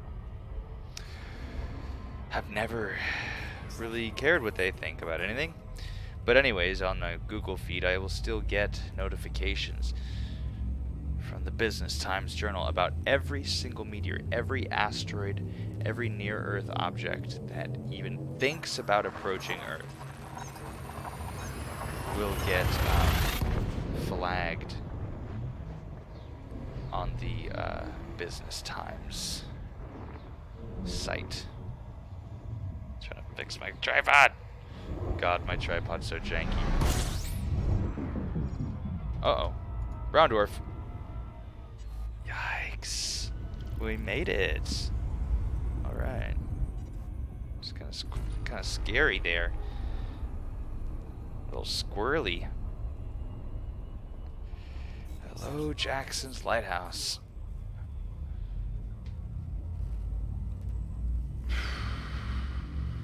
Guys, you gotta stay limber. If you're in your like mid to late 20s, now's the time to make sure you have a stretching routine. If in your mid to early 30s, if you don't have a stretching routine, or at least some kind of alacrity routine, something to keep you moving, keep you limber, get on it. It's easy, just take like 15 minutes every night before you go to bed. After you brush your teeth, right before you get into bed, go sit down in your living room. Sit on the floor on your ass. Stretch your legs out. Stretch your hips out. I'll show you some of my favorite stretches some other time. Maybe not tonight, but maybe in the morning. Maybe I'll do a morning stretching routine. Because it's serious, man. You gotta I still feel it. I mean, and I am pretty good about staying limber, trying to stay stretched and on top of my business. And I still get somewhat intense aches and pains. 176, we're gonna get this in one shot.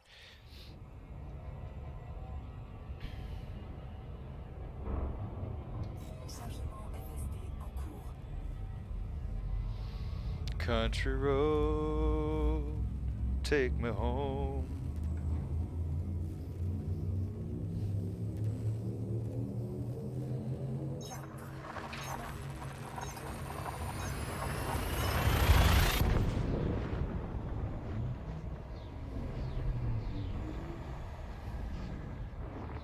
I'm gonna have to get a standing desk someday, so I can actually stand properly while I'm playing.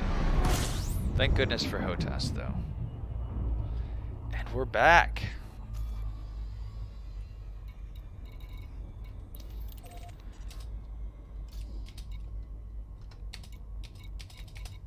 Jesus.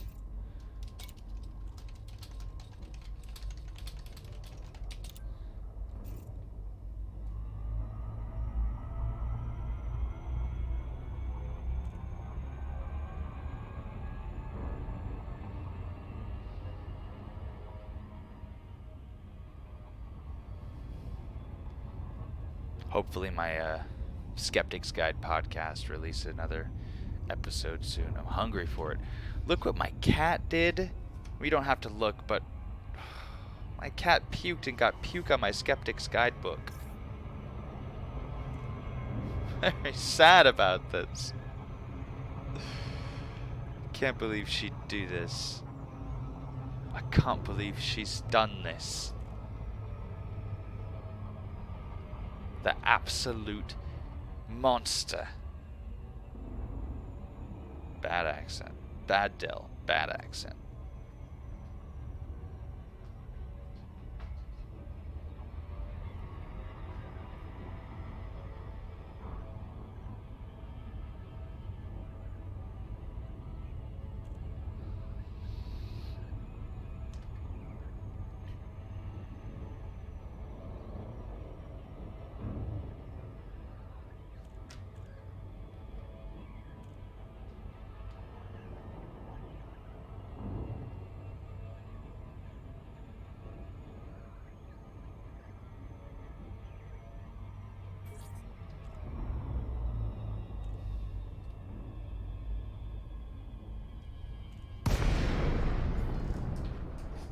And we're back.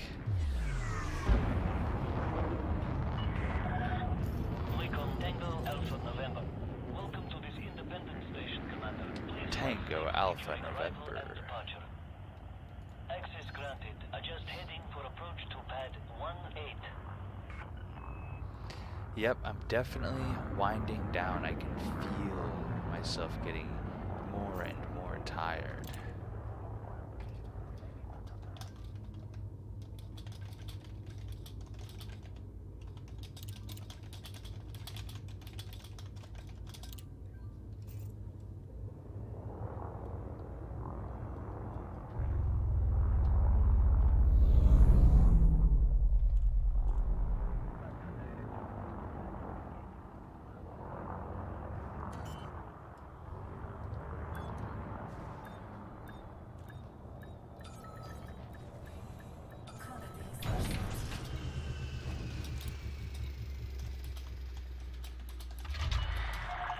Landing successful.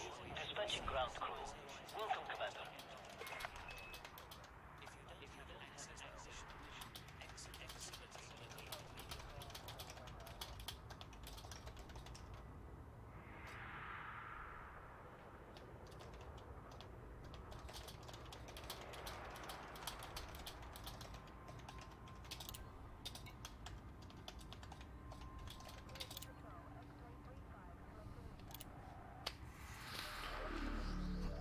Oh, damn it, all the hell. Fatigue's a real bitch. Let's get some first discovered buys.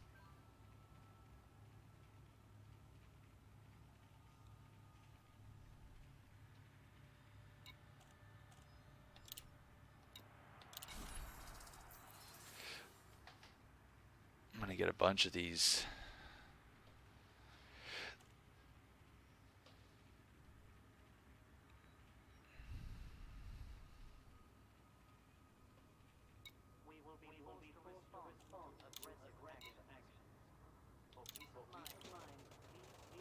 I don't get a review of what I just earned.